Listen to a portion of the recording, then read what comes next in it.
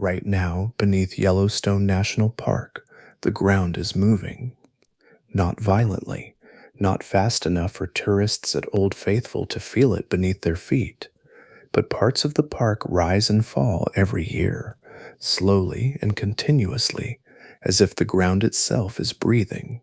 And beneath that movement sits a magma reservoir roughly 90 kilometers long, 40 kilometers wide, large enough to swallow a small country whole. Yellowstone is not a volcano in any sense most people would recognize. There is no mountain, no cone, no central crater waiting to blow. What exists beneath the park is something stranger and older, a hotspot that has been burning through the North American continent for more than 16 million years, moving slowly beneath the land as the continent drifts above it. And 3 times in the last 2.1 million years, it has erupted.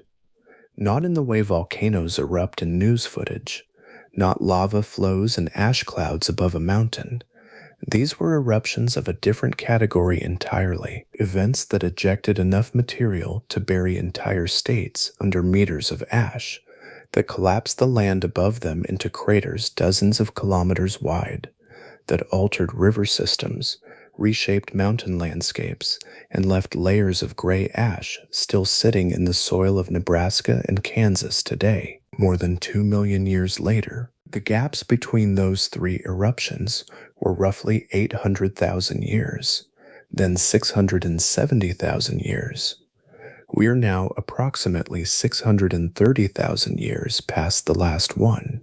The ground is still breathing, the magma is still there, and the hotspot has not stopped.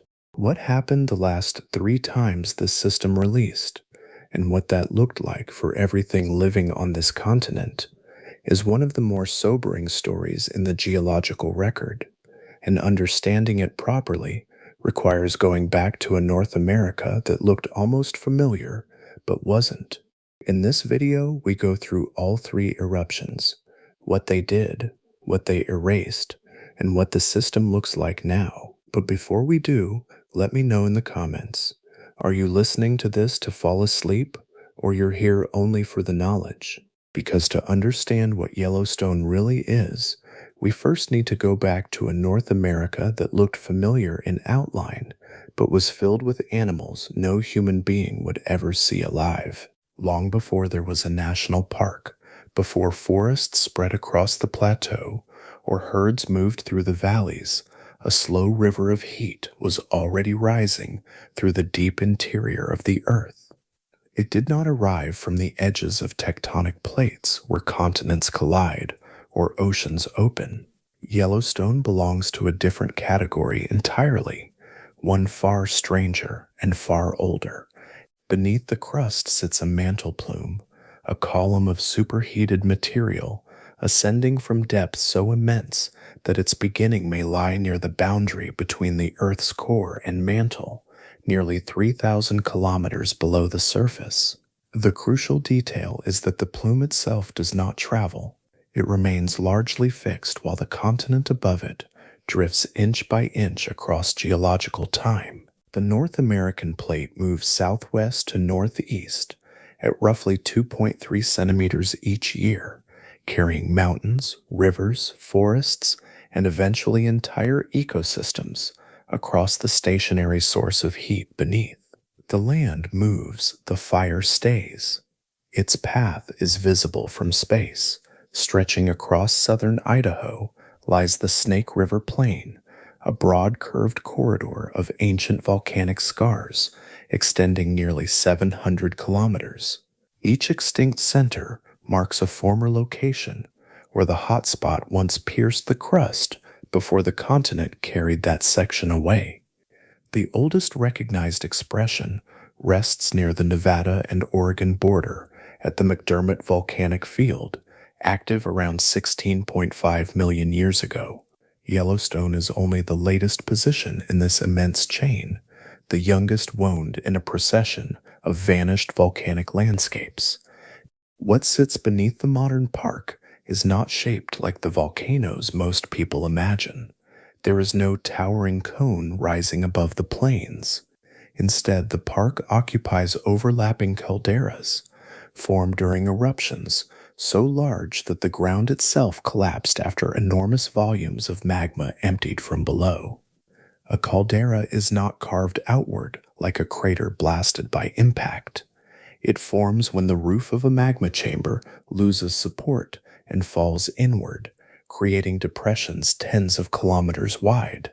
Yellowstone contains three such collapses, layered partly atop one another, each positioned slightly farther northeast, as the continent continued drifting over the plume. The newest caldera, the one visitors unknowingly cross while driving through forests and thermal basins, measures roughly 72 kilometers long and 55 kilometers wide. Much of it appears deceptively ordinary from ground level. Meadows ripple with grass, rivers wind through pine forests, elk move across open valleys. Yet beneath those quiet surfaces rests one of the largest active volcanic systems on Earth. Modern seismic imaging has revealed that the underground structure is far larger than scientists once believed. An upper magma chamber lies approximately 15 to 20 kilometers below the surface, stretching nearly 90 kilometers in length and 40 kilometers in width. Beneath it sits a deeper reservoir extending from roughly 20 to 50 kilometers underground. When researchers mapped this lower body in 2015, the known scale of Yellowstone's magmatic system more than doubled almost overnight. Peter Shane, everything that follows in Yellowstone's story emerges from this single enduring reality. For more than 2.1 million years, a fixed column of planetary heat has continued pressing upward into the same migrating slab of continental crust. The mountains above it have changed, ice ages have advanced and retreated, entire animal lineages have appeared and vanished. Yet far below the forests and lakes, the plume remains where it has always been, still rising patiently through the dark. Morning light spread differently across North America 2.1 million years ago. The continent already carried the broad outline familiar on modern maps, yet almost every detail within those borders belonged to another world. The Rocky Mountains stood lower beneath long ages of erosion, their sharpest peaks softened by weather and time. Eastward, the Great Plains held more wetlands and shallow rivers than they do now, fed by climate sliding gradually toward the long, cold rhythms of the early Pleistocene. Seasons were becoming harsher, glaciers beginning their repeated negotiations with the land, though the deepest ice still remained far to the north. To across those grasslands moved animals that now survive only in bone beds and cave deposits. Herds of equus, the native horses of North America, crossed open valleys in great numbers. Camels wandered beside them, descendants of lineages that had evolved on this continent long before their relatives spread into Asia and Africa. Mastodons browsed among stands of conifer and willow near waterlogged lowlands. Giant ground sloths, towering as high as modern elephants when reared upright, pulled branches downward with heavy curved claws. Farther north, the first woolly mammoths were entering the continent from Siberia across the exposed Bering Land Bridge, following cold grasslands southward into unfamiliar territory. This world sits surprisingly close to the present. If the entire history of Earth were compressed into a single calendar year, these animals would appear only minutes before midnight on the final night of December. The ancientness belongs less to distance than to absence. Nothing alive today remembers them. Elsewhere on the planet, small human relatives already existed. Homo habilis walked the savannas of East Africa, carrying primitive stone tools beside lakes edged with reeds and acacia trees. The human story had technically begun, though faintly and far away from the continent, drifting above the Yellowstone plume. Anatomically, modern humans remained nearly 1.8 million years in the future. No human eyes would ever witness what this landscape was approaching. The plateau above the hotspot carried few outward signs visible from a distance. Broad uplands rolled beneath dry grass and scattered forests, interrupted here and there by steaming pools and mineral terraces where groundwater met hidden heat. Beneath the surface, however, pressure had been accumulating across spans of time, too gradual for any creature to perceive directly. Magma rising through the crust had begun forcing the land upward into a vast dome. Faults opened slowly through buried rock. Earthquakes trembled intermittently beneath valleys and ridges. Geologists reading these ancient layers today find evidence of escalating instability, preserved in stone itself. Thick rhyolitic lava erupted periodically from vents scattered across the region, rich in silica and viscous enough to crawl heavily across the surface before cooling. Sediment layers tilt subtly from long deformation. Fractured minerals record repeated seismic unrest. The crust was entering the final stages of a process that had unfolded over hundreds of thousands of years. The Cheen 1 name now marks the evidence left behind from that approaching threshold. The Huckleberry Ridge tuff. It survives as a massive volcanic deposit spread across portions of the western United States, a gray signature waiting quietly inside cliffs and exposed rock faces. Long before it became stone, before ash drifted across rivers and plains, the living world above the chamber continued almost undisturbed. Mammoths crossed the grasslands, camels grazed in low valleys. Hot waters steamed gently from the earth, while the swollen ground beneath them rose centimeter by centimeter toward an outcome already written deep below the continent. The amount of material released during the Huckleberry Ridge eruption reached approximately 2,500 cubic kilometers. By comparison, the 1980 eruption of Mount St. Helens expelled roughly 1 cubic kilometer of volcanic material. Forests were leveled, ash drifted across states, and the event entered modern memory as one of the great volcanic disasters of recent history. Huckleberry Ridge exceeded that scale by a factor of 2,500, large enough to alter landscapes across a continent in a matter of hours. The beginning likely arrived without a single defining moment.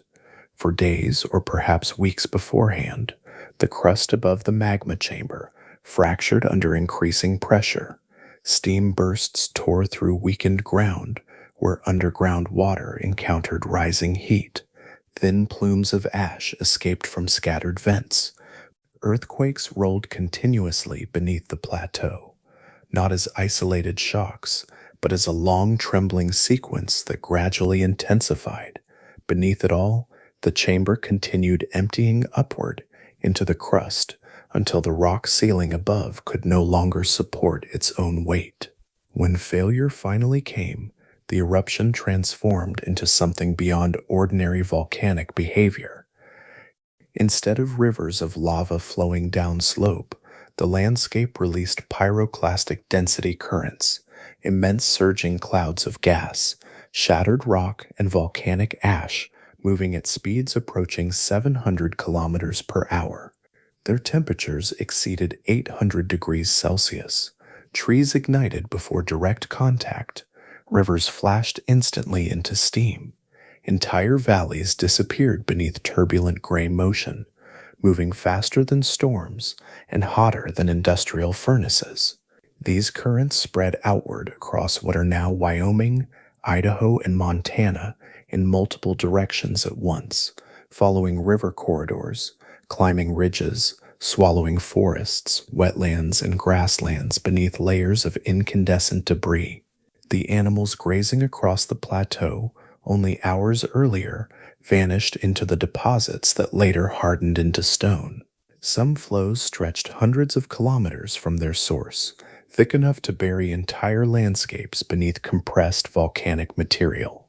Above the eruption, a towering ash column punched through the atmosphere with enough force to reach the stratosphere. Fine particles entered high-altitude winds and began drifting eastward across North America. Within days, ash settled over regions thousands of kilometers away. Within weeks, microscopic fragments circled the planet. Modern geologists have identified material from the Huckleberry Ridge eruption in California, Nebraska, Kansas, and northern Mexico. In portions of Wyoming and Idaho, the resulting volcanic deposit exceeds 300 meters in thickness, deep enough to conceal structures taller than the Eiffel Tower beneath solidified ash and rock. Los tallers, but the by 20 kilometers of material had been removed from beneath the crust, leaving an enormous unsupported void. The surface dropped inward by hundreds of meters, forming a caldera over 80 kilometers long, the largest Yellowstone collapse structure ever created. Entire sections of the plateau subsided into the emptied chamber, while eruption columns and pyroclastic currents continued raging above. The pre-deft, far beyond the immediate destruction, sulfur dioxide reached the upper atmosphere in extraordinary quantities. There, it combined with water vapor to form sulfate aerosols, pale reflective particles suspended high above weather systems. Sunlight reaching the surface diminished as these aerosols scattered incoming radiation back into space. Global temperatures fell by an estimated 3 to 5 degrees Celsius, adding sudden volcanic cooling to a planet already drifting toward deeper glacial cycles. Across wide regions of North America, vegetation disappeared beneath ash, waterways absorbed fluorine and sulfur compounds, and ecological systems that had taken millennia to stabilize entered a long, dim period of collapse and adjustment beneath darkened skies. When the violence finally subsided, the center of western North America no longer resembled the continent that had existed only days earlier. Within roughly 200 kilometers of the collapsed caldera, valleys had vanished beneath enormous accumulations of volcanic debris. Hills and river systems disappeared under smooth expanses of pale ash that still radiated heat long after they settled. Steam drifted continuously from buried groundwater and shattered hydrothermal systems. In some places, the deposits remained so hot and so thick that the particles fused together where they landed, transforming loose ash into dense volcanic stone. This rock is known as welded tuff. Under immense heat and pressure, fragments of volcanic glass softened and compressed into solid layers that preserved the movement of the eruption itself. Millions of years later, geologists studying these formations can still trace the direction of ancient pyroclastic currents through stretched minerals and flattened pumice trapped within the rock. The landscape became an archive almost immediately, recording temperature, speed, and flow inside stone before erosion could begin its slow work. Farther from the caldera, another process unfolded more quietly. Fine ash settled into rivers, marshes, and shallow lakes across enormous portions of the continent. Water absorbed fluoride compounds, sulfur dioxide, and chlorine released from volcanic particles. The chemistry of entire watersheds shifted within days. Animals drinking from contaminated pools accumulated toxic fluoride in their bones and organs. Modern volcanologists understand this process, partly through historical parallels. During the 1783 eruption of the Laki fissures in Iceland, fluoride poisoning killed much of the island's livestock after volcanic ash settled across grazing land and streams. The same chemistry spread outward from Huckleberry Ridge on a vastly larger scale. Above the surface, the atmosphere itself began changing color. Sunlight reaching the northern hemisphere weakened beneath layers of suspended ash and sulfate aerosols high in the stratosphere. The world did not descend into complete darkness, but daylight lost its clarity. Weeks passed beneath a muted gray sky, while sunsets deepened into prolonged bands of red and copper through airborne particles, scattering the remaining light. Some aerosols persisted for years, slowly circling the planet before settling back to Earth. Across western North America, vegetation collapsed under several simultaneous pressures. Thick ash buried grasslands and wetlands beneath sterile mineral layers. Reduced sunlight weakened photosynthesis across regions far beyond the immediate eruption zone. Herbivores dependent on grazing lands began declining first, followed gradually by the predators and scavengers linked to them.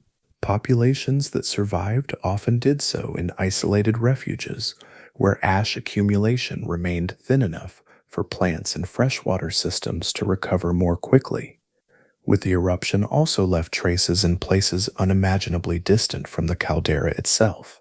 Tiny particles of Yellowstone ash drifted more than 2,000 kilometers southeastward and settled gently through the waters of the Gulf of Mexico. There, they became trapped inside accumulating marine sediments on the sea floor. For 2.1 million years, those microscopic fragments remained undisturbed until scientific drilling projects retrieved cores of ancient mud containing the preserved ash layer, a silent atmospheric record carried across an entire continent and out to sea. The cooling that followed likely intensified glacial conditions already emerging during the early Pleistocene. Orbital cycles had been gradually reducing temperatures across the planet, encouraging the expansion of northern ice sheets. The volcanic aerosols added another layer of cooling to an already fragile climate system, allowing glaciers to advance farther south than they otherwise might have reached. That everywhere the ash settled, it became a boundary within time itself. Fossils buried beneath the Huckleberry Ridge tuff belong to a world older than 2.08 million years. Anything preserved above it belongs to everything that followed after the sky changed. The first signs of renewal began underground, hidden beneath layers of cooling volcanic rock and ash. Only decades after the Huckleberry Ridge eruption, the collapsed floor of the caldera started lifting again. Magma rising from deeper reservoirs slowly pushed upward against the fractured crust, creating broad swelling structures known as resurgent domes.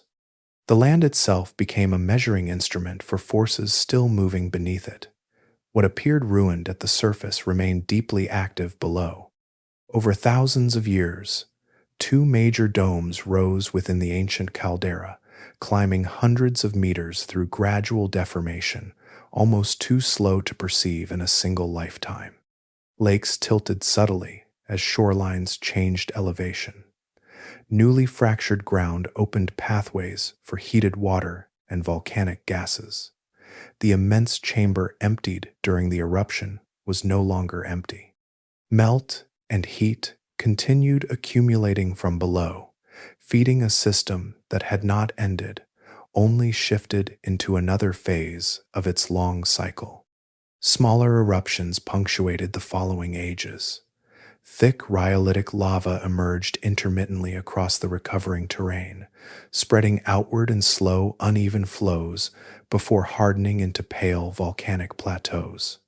Along the outer margins of the system, basaltic magma rose from deeper mantle sources and erupted more fluidly through fissures in the crust. Hydrothermal explosions scattered rock and steam across isolated basins where groundwater encountered buried heat. None of these events approached the scale of Huckleberry Ridge, yet together they formed a continuous geological pulse that endured for hundreds of thousands of years.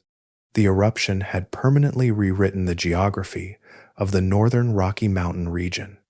Vast deposits of volcanic material blocked ancient drainage systems and forced rivers into new paths. Some valleys filled completely, transforming former channels into elevated plains. Elsewhere, trapped water collected into newly formed lakes, bordered by unstable ash-rich slopes. Sediments began accumulating in quiet basins where flowing rivers had once crossed freely. The continent inherited a rearranged landscape whose topography no longer matched the one that existed before the caldera collapse. Life adapted unevenly across this altered terrain.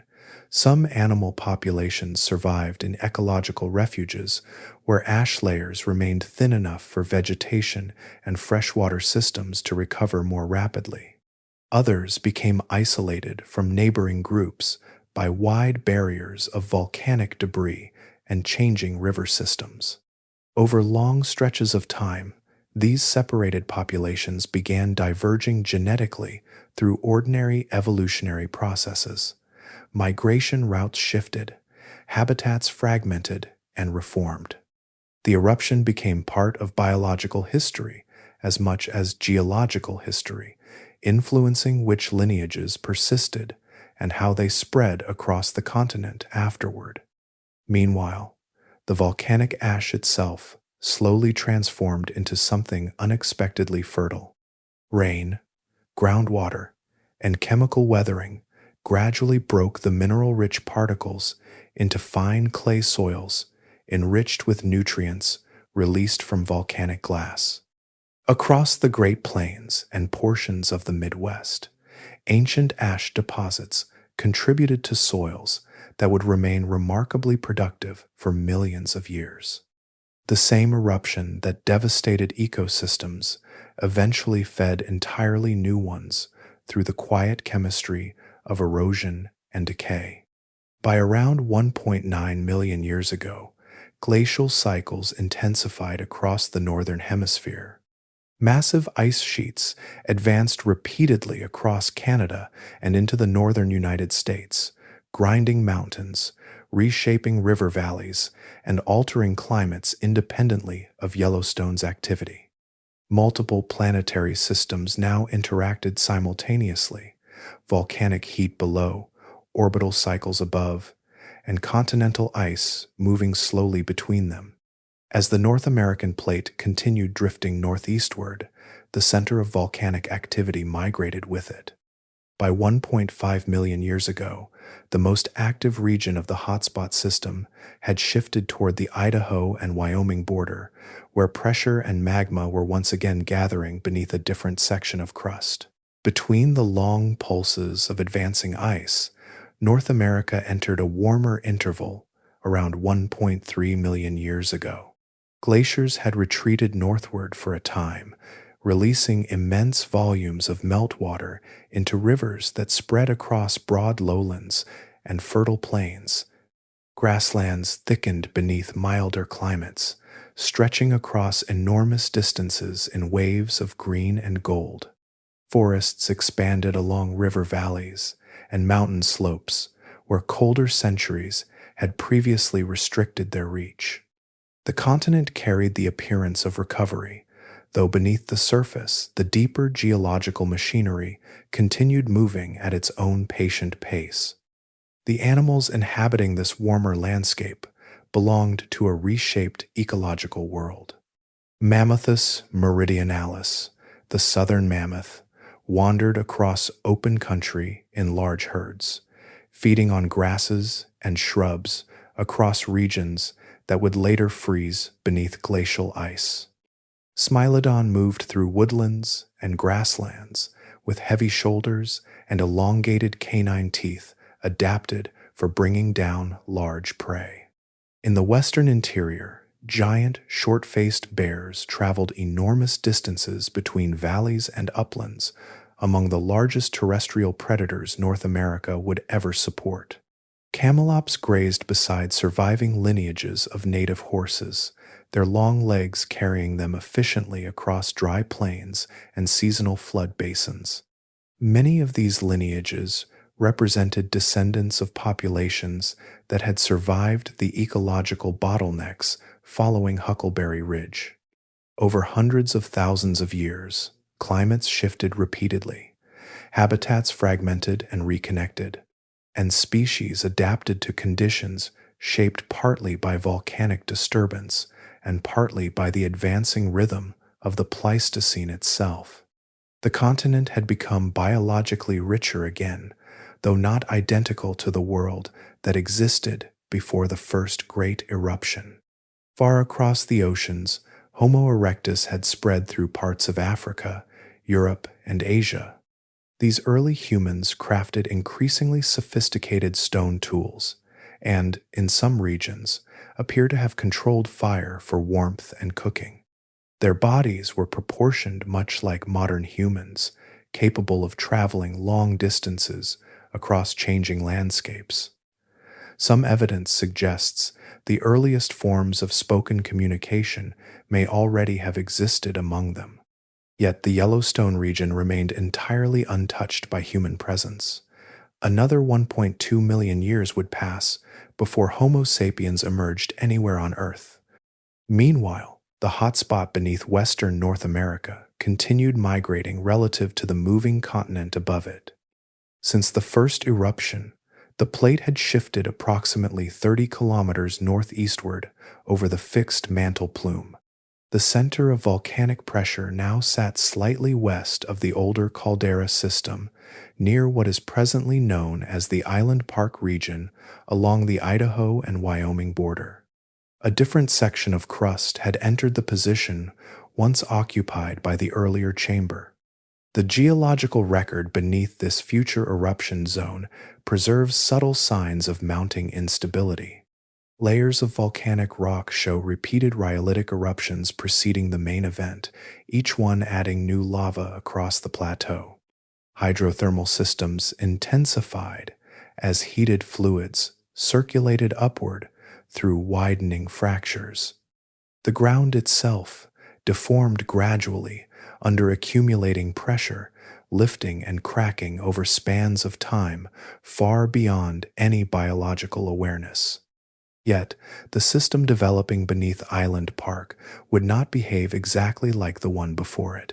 The second eruption, approaching in the deep future of this landscape, would release dramatically less material than Huckleberry Ridge. Not merely smaller by a modest fraction, but smaller by nearly an order of magnitude. This variability remains one of the central puzzles of Yellowstone geology. The hotspot was the same. The moving continent was the same. But the volcanic system gathering beneath this newer crust was preparing to express itself differently, shaped by conditions hidden far below the recovering plains and forests above. The second great eruption arrived during a world already shaped by cycles of ice and recovery. Beneath the forests and grasslands near the present Idaho and Wyoming border, pressure had been accumulating quietly within a new volcanic center carried into place by the continent's slow migration above the mantle plume. When the Mesa Falls eruption finally began around 1.3 million years ago, approximately 280 cubic kilometers of volcanic material erupted into the atmosphere and across the surrounding terrain. The scale remained immense by any terrestrial standard. The 1980 eruption of Mount St. Helens released only a tiny fraction of that volume. Yet, compared with Huckleberry Ridge, Mesa Falls represented a dramatically smaller event, roughly 1/9 the size of the earlier eruption. That difference matters deeply to modern geology. Yellowstone does not behave like a repeating mechanism, producing identical outcomes at fixed intervals. Each eruption emerges from changing underground conditions, shaped by the amount of melt stored within the crust, the evolving structure of fractured rock above the chamber, the chemistry of the magma itself, and countless interactions occurring far below the surface. The hotspot remains constant, but the crust through which it rises changes continuously over time. The physical remains of the eruption survive today as the Mesa Falls tuff spread primarily across Idaho, Wyoming, and Montana. Though less extensive than the deposits left by Huckleberry Ridge, the ash still traveled across much of western North America, settling over mountains, plains, and river systems in a broad continental veil. In portions of Idaho, The volcanic layers exceed 200 meters in thickness. Exposed cliff faces reveal distinct bands within the deposit where separate pyroclastic surges accumulated one atop another, preserving the sequence of the eruption with remarkable clarity inside the rock itself. As the eruption intensified, pyroclastic density currents swept outward from the collapsing chamber. They covered smaller distances than those generated during Huckleberry Ridge, yet still devastated thousands of square kilometers surrounding the vent system. Forests vanished beneath incandescent debris. River valleys filled with hot volcanic sediment. Animal populations already pressured by fluctuating glacial climates faced another severe ecological disruption layered onto an already unstable Pleistocene environment.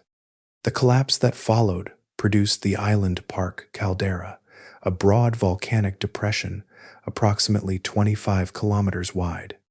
It formed partly within the western margin of the older Huckleberry Ridge structure, overlapping the ancient caldera rather than replacing it entirely. Yellowstone's volcanic history was beginning to stack physically upon itself, each cycle modifying the terrain inherited from the one before. Sulfur dioxide released during the eruption rose high into the atmosphere and combined with water vapor to form sulfate aerosols that reflected incoming sunlight. The resulting volcanic winter appears to have been less severe than the aftermath of Huckleberry Ridge, yet still significant enough to cool regional and global climates already oscillating through glacial cycles. Shortened growing seasons, disrupted vegetation patterns, and stressed food webs spread gradually across portions of the northern hemisphere. Then, once again, the long rebuilding process began. Within thousands of years, the floor of the island park caldera started rising as fresh magma accumulated beneath the collapsed crust. Heat continued ascending from the mantle plume below, feeding new deformation, smaller eruptions, and hydrothermal circulation through fractured rock. While climates shifted and species adapted across the continent above, the plate itself continued drifting northeastward centimeter by centimeter, carrying the volcanic system slowly toward another future center of activity. Mesa Falls altered the scientific understanding of Yellowstone in a quieter way than Huckleberry Ridge. The eruption was smaller, the caldera narrower, the ash deposits less immense across the continent. Yet those differences became the most important part of the story. Yellowstone had now produced two super eruptions from the same mantle plume, and the results were strikingly unequal. If the second eruption had matched Huckleberry Ridge in scale, the system might appear mechanically predictable, like a chamber repeatedly filling and releasing pressure at roughly the same threshold. Instead, Mesa Falls expelled only about 280 cubic kilometers of material, nearly 1/9 the size of the earlier eruption. The hotspot beneath the continent remained active, but its behavior clearly changed from one eruptive period to another. Modern geology explains part of this variability through magma recharge rate, the long process by which new melt enters crustal reservoirs from deeper mantle sources. That recharge does not occur evenly through time. Some periods deliver large volumes of magma upward, while others accumulate melt more slowly. The surrounding crust changes as well. Fractures can release gas and pressure gradually, reducing the amount stored underground before eruption. Temperature conditions inside the crust also evolve, influencing how efficiently magma remains molten or crystallizes into solid rock. Each eruption reflects a unique underground environment assembled over hundreds of thousands of years. Mesa Falls preserved this complexity chemically. Samples from the eruption contain different silica concentrations and altered trace element patterns compared with Huckleberry Ridge deposits. Isotopic signatures within the volcanic minerals also differ measurably.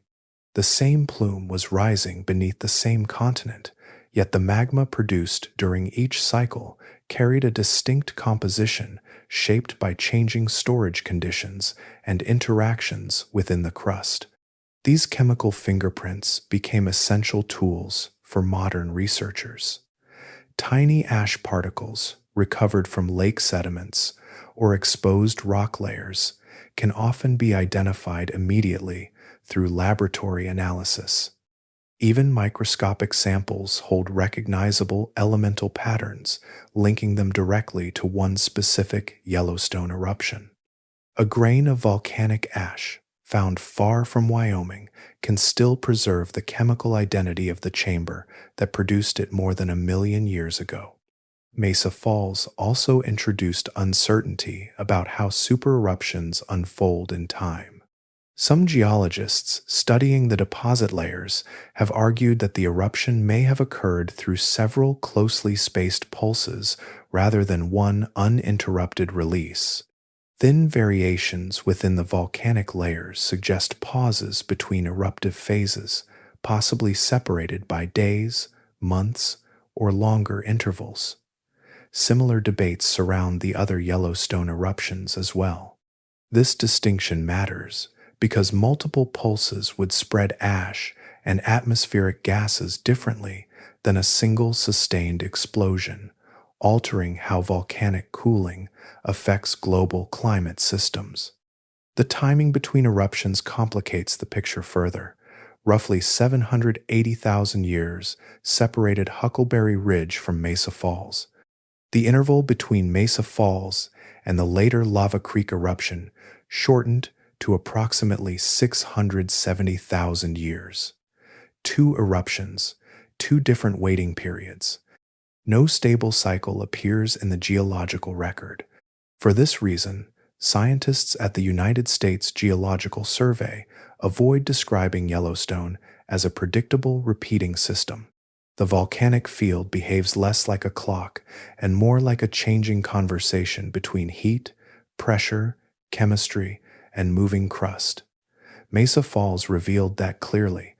Beneath the continent, the plume remained active, but every eruption expressed itself differently, shaped by conditions that never repeat in exactly the same way twice.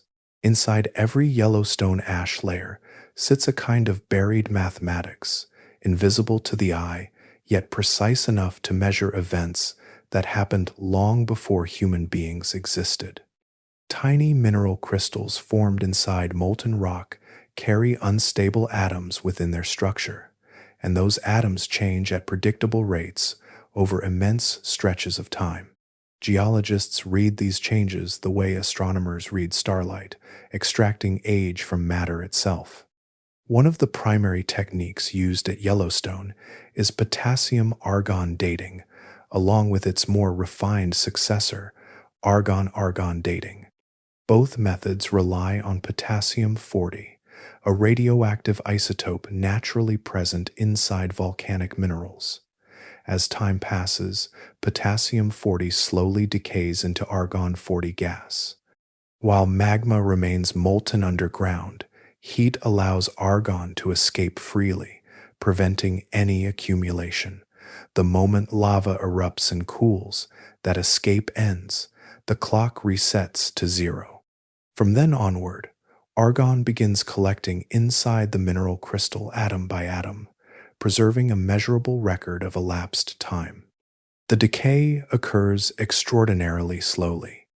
Potassium-40 has a half-life of roughly 1.25 billion years, meaning only half of the original atoms decay during that immense interval. Because the process unfolds so gradually, even rocks formed 2 million years ago still contain measurable quantities of both potassium and argon. Scientists compare the ratio between them to calculate the age of the eruption. Modern argon dating reaches remarkable precision for samples this old. Uncertainty ranges can narrow to approximately 10,000 or 20,000 years, only about 1% of the total age being measured. On human timescales, that margin feels enormous, Yet in geology it represents extraordinary accuracy. Much of this work happens crystal by crystal. Researchers isolate tiny grains of sanidine feldspar from Yellowstone's volcanic deposits, minerals formed within silica, rich rhyolitic magma before eruption. Individual crystals are heated with lasers until trapped argon gas escapes. Mass spectrometers then measure the isotopic composition of that gas with extreme sensitivity, turning microscopic quantities into numerical ages. Another dating method uses zircon crystals, among the most durable minerals on Earth. Zircons absorb uranium when they form but reject lead. Over time, the uranium decays naturally into lead at a steady rate. Measuring the balance between the two elements provides an independent age estimate separate from argon-based systems. Even violent eruptions rarely destroy zircon crystals completely, allowing them to survive through erosion, burial, and tectonic change while preserving their internal record. Chemical analysis adds another layer of identification. Each Yellowstone eruption produced magma with slightly different elemental compositions. Instruments, such as electron microprobes and laser ablation mass spectrometers, detect variations in silica, trace metals, and isotopic signatures within ash particles. These chemical fingerprints allow scientists to match distant volcanic deposits to their exact source eruption. This technique forms the foundation of tephrochronology, the science of using volcanic ash as chronological markers across the geological record. Yellowstone's eruptions became continental timestamps embedded inside sediment layers, fossil beds, and ancient lake deposits across North America. The same fingerprints appear far beyond the volcanic field itself. Yellowstone ash has been identified in deep ocean sediments, preserved lake cores, and glacial ice deposits separated by thousands of kilometers. Independent dating methods applied to these distant samples repeatedly converge on the same ages, allowing researchers to reconstruct the history of Yellowstone through many separate records, all preserving the same slow-ticking clock beneath the stone. Cold had settled deeply across North America by 640,000 years ago. Vast ice sheets covered much of Canada and extended southward into the northern United States, reshaping rivers, forests, and weather patterns beneath their enormous weight. The interior of the continent grew drier as moisture became trapped within expanding glaciers. Winds carried fine dust across exposed plains during long winters, while meltwater rivers surged violently during seasonal thaws. The Illinoisan glaciation had become one of the great climatic episodes of the Pleistocene, altering ecosystems on continental scales long before the next Yellowstone eruption began. Far beneath this colder world, the hotspot had continued its slow migration relative to the continent drifting above it. The active center of volcanism no longer sat beneath the older calderas to the southwest. It had shifted northeastward again, settling beneath the region that would eventually become the center of modern Yellowstone National Park. Future thermal basins, deep lake systems, waterfalls, and canyon walls all rested above a crust, growing steadily weaker under rising heat. The geological record from this period preserves unusually detailed evidence of mounting instability because the deposits are younger and less eroded than those from earlier eruptions. Rock layers reveal widespread hydrothermal alteration where hot acidic fluids circulated through buried fractures, chemically transforming surrounding minerals. Entire sections of crust became weakened and discolored beneath persistent underground heating. Fault systems expanded across the uplifted terrain, and drainage patterns began shifting subtly away from a broad, elevated region forming above the magma reservoir. Across the continent, North America's megafauna reached perhaps their fullest expression. Woolly mammoths moved across cold northern grasslands in dense fur adapted for glacial climates, while Columbian mammoths occupied warmer southern plains and river valleys farther south. Herds of American horses crossed open country alongside camels that still remained native to the continent. Panthera leo atrox, the American lion, hunted across western ecosystems with a body larger than modern African lions by roughly 1/4. In the same landscapes roamed Arctodus simus, the giant short-faced bear, standing among the largest terrestrial mammalian predators North America would ever support, with some individuals approaching 900 kilograms in mass. Human evolution had advanced elsewhere on Earth, though modern humans still did not exist. Neanderthals had already appeared in Europe and Western Asia, adapted to colder climates and capable hunters within Ice Age environments.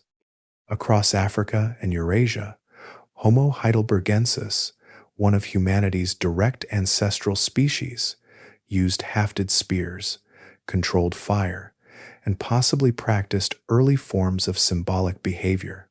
Some archaeological evidence suggests intentional burial of the dead may already have emerged among these populations. Language in some form may also have existed, though no fossil preserves speech itself. Yellowstone, however, remained untouched by human observation. The volcanic system continued building pressure in complete silence from the perspective of human history. The pre-eruption sequence unfolded gradually through thousands of years. Earthquake swarms increased beneath the uplifted plateau as magma forced open fractures deep underground. Sediments deposited within ancient lakes became subtly tilted as the ground rose unevenly beneath them. Small, rhyolitic lava eruptions spread across portions of the volcanic field, adding fresh layers of silica-rich rock to an already unstable landscape. Heated groundwater circulated more intensely through the crust, expanding hydrothermal systems above the chamber. Everything visible at the surface suggested a continent already under stress from climate and ice. Yet, beneath the glaciated plains and migrating herds, another force had been assembling patiently beneath the crust, reshaping the land long before the eruption itself began. The ground did not fail all at once.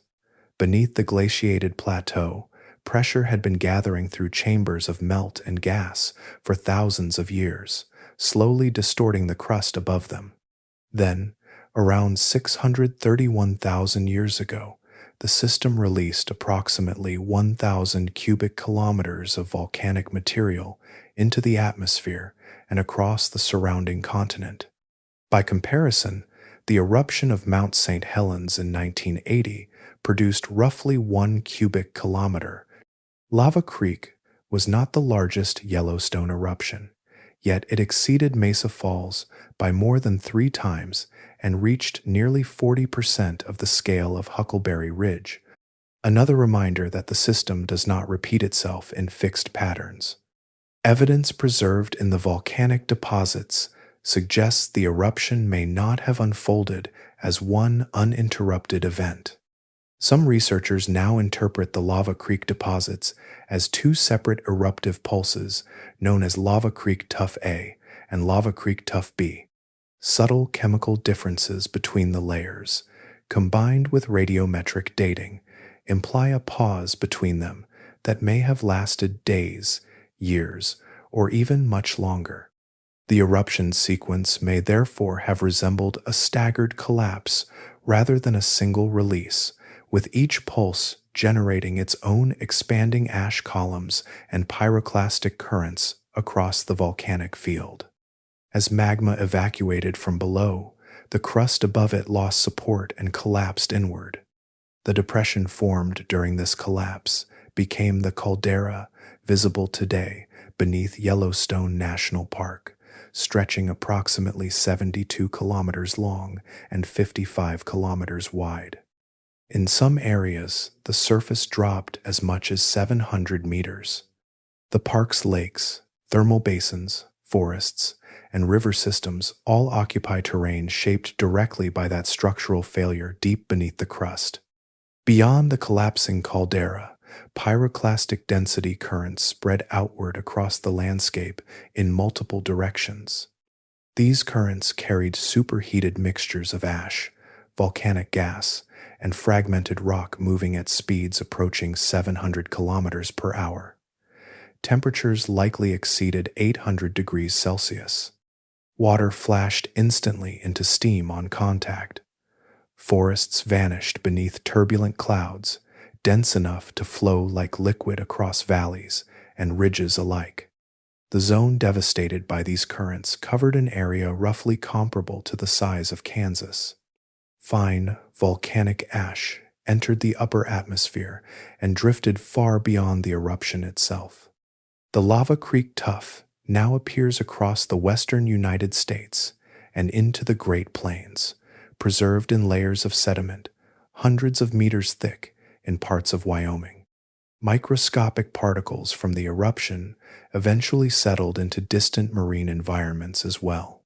Ocean sediment cores recovered thousands of kilometers away still preserve the chemical fingerprint of Lava Creek ash, linking deep-sea deposits to the Yellowstone hotspot through identical elemental signatures. The eruption unfolded during the Illinoisan glaciation, when much of North America was already locked within severe climatic conditions. Sulfur dioxide released into the stratosphere, combined with atmospheric moisture, to form reflective sulfate aerosols that reduced incoming solar radiation across the planet. Cooling from the eruption overlapped with existing glacial temperatures, intensifying environmental stress throughout northern ecosystems. Grazing lands disappeared beneath ash and prolonged cold. River systems shifted under sediment loads and altered runoff patterns. Large mammal populations, already adapted to harsh climates, faced another abrupt transformation, layered onto an unstable, Ice Age world. When the atmosphere finally cleared, the continent that remained above the caldera was no longer the same landscape that had existed before the eruption began. The caldera left behind after the Lava Creek eruption resembled an enormous wound pressed into the surface of the continent. 72 kilometers across, its floor lay fractured and unstable beneath drifting ash and collapsing slopes of fresh volcanic debris. Forests beyond the collapse zone had vanished beneath thick gray deposits, while valleys farther outward carried rivers choked with sediment and chemical runoff. Yet even as the volcanic system continued releasing heat from below, another force was already advancing southward across North America. The Illinoisan ice sheet continued its expansion, moving gradually toward the newly formed depression. Within several thousand years, ice began spreading across portions of the caldera itself. Few places in geological history preserve such an unusual overlap of conditions, a massive hydrothermal system trapped beneath an advancing glacial environment. Heat, rising from magma chambers below, interacted constantly with meltwater filtering downward through fractured volcanic rock. Water descending into superheated zones flashed instantly into steam, generating violent hydrothermal explosions beneath the growing ice cover. Pressure built and released unpredictably beneath frozen surfaces, reshaping parts of the young caldera through bursts of steam-driven fragmentation rather than fresh magma eruption. As climatic conditions shifted and glaciers periodically retreated, water accumulated inside the depression. A series of lakes formed across the caldera floor, early predecessors to modern Yellowstone Lake. These waters differed chemically from ordinary mountain lakes. Minerals leached continuously from volcanic deposits beneath them, while hydrothermal fluids enriched the lakes with sulfur compounds, dissolved metals, and acidic groundwater. Temperatures in some regions remained elevated by geothermal heating below the surface. The first organisms to establish themselves in these waters were thermophilic microbes adapted to extreme chemistry and high temperatures, microbial communities that would eventually become some of the most scientifically important organisms ever discovered in Yellowstone. Beneath the recovering landscape, the volcanic system had already resumed its slow upward pressure. Resurgent doming began again as magma and hydrothermal fluids reaccumulated beneath the caldera floor. Two uplift regions gradually emerged: the Mallard Lake Dome and the Sour Creek Dome, broad sections of crust rising upward over thousands of years through persistent subterranean force. Even today, both structures continue deforming subtly, their movement measured by modern GPS systems with millimeter-scale precision. The caldera never became geologically still after the eruption. It simply entered another phase of motion. The biological consequences unfolded across long intervals, difficult to isolate into simple causes. Large mammal populations across western North America already faced the instability of glacial climates, fluctuating vegetation zones, and shifting water systems. The eruption added ash-covered grazing grounds, chemically contaminated lakes, and colder post-eruption conditions into ecosystems already under strain. Fossil records from several megafauna lineages reveal population contractions during this broader period, though the precise role of Lava Creek within those declines remains difficult to separate from the surrounding Ice Age pressures. Meanwhile, the landscape itself continued rebuilding through volcanism. Over the 631,000 years between the eruption and the present, at least 27 major rhyolitic lava flows erupted within and around the caldera, gradually filling portions of the depression with fresh, volcanic rock. Meadows, plateaus, thermal basins, and lake shores visible in Yellowstone today all rest upon layers assembled after the collapse. The Yellowstone River later began carving through this young rhyolite, forming the canyon now known as the Grand Canyon of the Yellowstone. Much of that erosion occurred because hydrothermal fluids had chemically weakened the volcanic rock from within.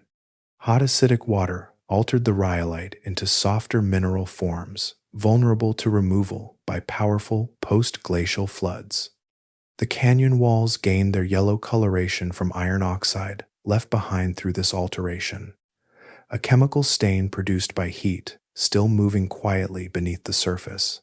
Long after the Lava Creek eruption ended, while ash layers weathered into soil and fractured lava cooled beneath snow and rain, heat still moved upward through the caldera floor.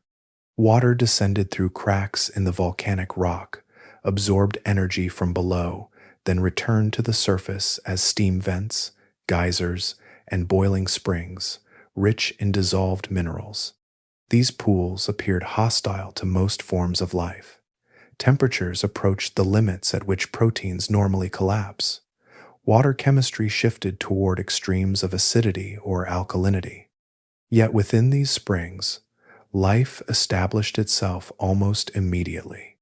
The earliest inhabitants were thermophilic microorganisms, organisms adapted specifically for survival in intense heat.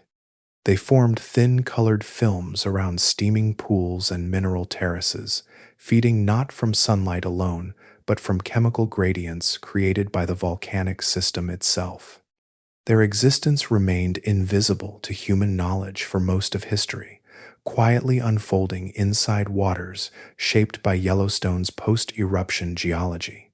In 1966, microbiologist Thomas Brock traveled through Yellowstone conducting fieldwork in the lower geyser basin. At Mushroom Spring, where water temperatures reached roughly 70 degrees Celsius and alkaline chemistry would destroy most known organisms, Brock collected microbial samples from the edge of the spring. Inside those samples, he identified a bacterium thriving under conditions previously considered nearly uninhabitable. He named the organism Thermus aquaticus, meaning roughly the heat-loving organism of water. More important than the organism itself was one of the enzymes operating inside it, a protein later called Taq polymerase. In ordinary organisms, enzymes responsible for copying DNA break apart under high temperatures.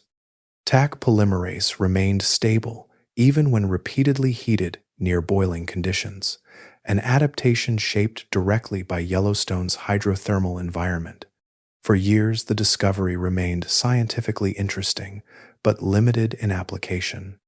Then, in 1983, biochemist Kary Mullis recognized that Taq polymerase solved a major technical problem in molecular biology.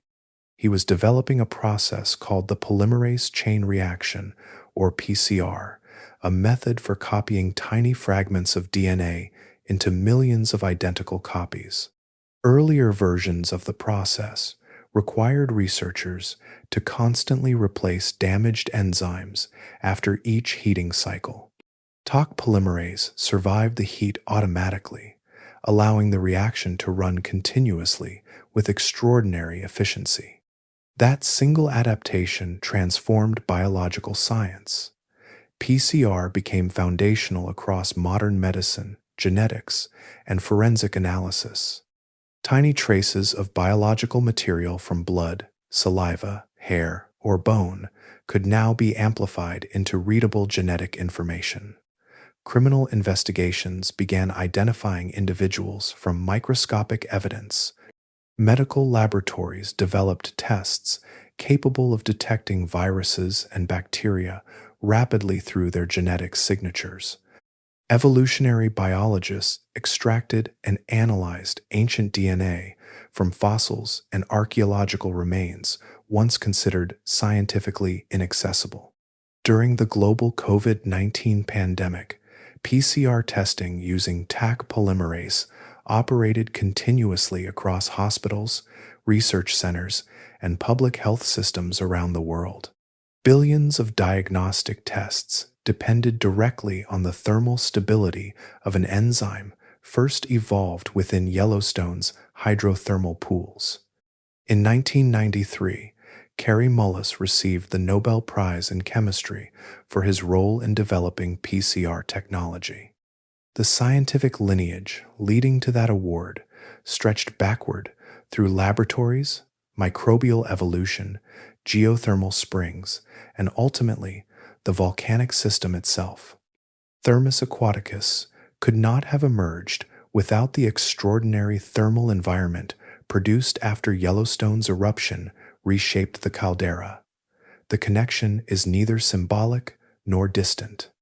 A supervolcano altered the crust, hydrothermal systems formed within the fractured landscape, microorganisms adapted to those conditions, and one of those organisms eventually transformed medicine. Deep beneath the quiet surface of Yellowstone, geology and biology remained connected through a chain of events extending across hundreds of thousands of years. Far below the forests, rivers, and mineral terraces of Yellowstone, earthquake waves move through darkness, like invisible signals crossing a buried ocean. Each tremor bends and changes speed depending on the material it enters. Solid crystalline rock carries the waves quickly and cleanly, while hotter regions slow them, softening their motion as if the earth itself were becoming less rigid from the heat rising below.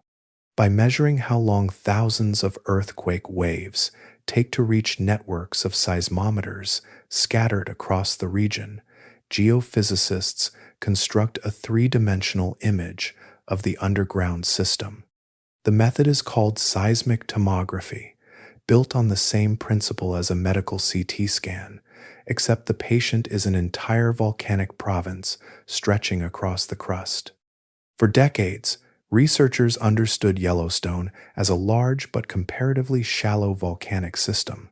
Then, in 2015, a University of Utah study, using an expanded seismic network, revealed something deeper beneath the familiar chamber. Between 20 and 50 kilometers below the surface sat a previously unmapped magma reservoir with an estimated volume of roughly 11,200 cubic kilometers. The discovery transformed scientific understanding almost overnight. Yellowstone was not a single chamber suspended beneath the park, but a vertically layered structure, an immense thermal engine extending far deeper into the continental crust than earlier models suggested. Combined together, the upper chamber and the deeper reservoir contain enough material to fill the Grand Canyon approximately 11 times. The upper chamber alone measures nearly 90 kilometers in length and 40 kilometers in width, dimensions so broad that on a political map they would rival entire nations. Yet even these numbers can mislead, because most of the material inside is not liquid magma waiting to erupt. The majority exists as intensely heated crystalline rock, partially molten but structurally solid, more like a dense mineral sponge threaded with melt than a vast underground sea. Current estimates place the upper chamber at roughly 5 to 15% molten, while the deeper reservoir may contain only around 2% melt. Researchers studying eruptive thresholds believe the system would likely require melt fractions closer to 35 to 50% before conditions favored a major eruption. By present measurements, Yellowstone remains far below that range. The enormous scale of the chambers reflects heat storage over immense spans of time rather than immediate eruptive danger. Above this buried structure, the ground itself moves almost continuously. A dense GPS network across the park measures position changes down to millimeter precision every second, transmitting the data in real time to the Yellowstone Volcano Observatory. Over months and years, the caldera floor subtly rises and falls as magma, gas, and hydrothermal fluids migrate beneath the surface. Between 2004 and 2008, scientists recorded the fastest uplift ever measured at Yellowstone, with parts of the caldera rising approximately 7 centimeters per year before gradually subsiding again. Debate continues over whether the movement reflected new magma entering the system or shifting hydrothermal fluids expanding underground cavities. No eruption followed. The motion eased, and the landscape settled back into quieter deformation. Threaded through the surface above this hidden architecture are more than 10,000 geysers, hot springs, fumaroles, and mud pots, the largest concentration of hydrothermal features anywhere on Earth. Together, they release roughly 45 gigajoules of heat every second, more thermal energy than all the geothermal power plants on the planet combined. The surface of Yellowstone functions as a vast planetary heat exchanger, a living interface between cold air, circulating groundwater, and the deep, persistent warmth still rising from below. Beneath Yellowstone, the crust rarely becomes still. Tiny fractures shift in darkness every day, releasing brief pulses of energy that ripple upward through stone and groundwater before vanishing again into the wider murmur of the planet. Across a single year, the region produces between 1,500 and 2,500 earthquakes. Most are so small that no person standing above them notices anything at all. They exist only as delicate vibrations recorded by seismometers scattered across the volcanic plateau, instruments sensitive enough to hear motions smaller than the width of a human hair. Yet, the number alone matters less than the pattern. Yellowstone's seismicity rises and falls unevenly, gathering at times into concentrated bursts known as earthquake swarms. During these episodes, hundreds or even thousands of earthquakes cluster into the same confined region over periods lasting days, weeks, or occasionally months. The park experiences roughly 2 or 3 major swarms each year, and each one offers researchers another fleeting glimpse into the hidden movement of fluids and stress beneath the caldera floor. One of the most significant swarms in the modern instrumental record unfolded between 2008 and 2009 beneath the northern end of Yellowstone Lake. Over several months, more than 1,000 earthquakes rattled through the subsurface there. The largest reached magnitude 3.9, strong enough to be felt locally, but too small to cause structural damage. No eruption followed the sequence. No lava approached the surface. Eventually, the swarm faded on its own as underground pressures gradually equalized and the fractured crust settled back toward equilibrium. Unlike many earthquakes elsewhere on Earth, Yellowstone's swarms are not usually driven by tectonic plates grinding against one another. In volcanic systems, swarms often originate from the movement of hydrothermal fluids, dissolved gases, or pockets of magma forcing open cracks deep underground.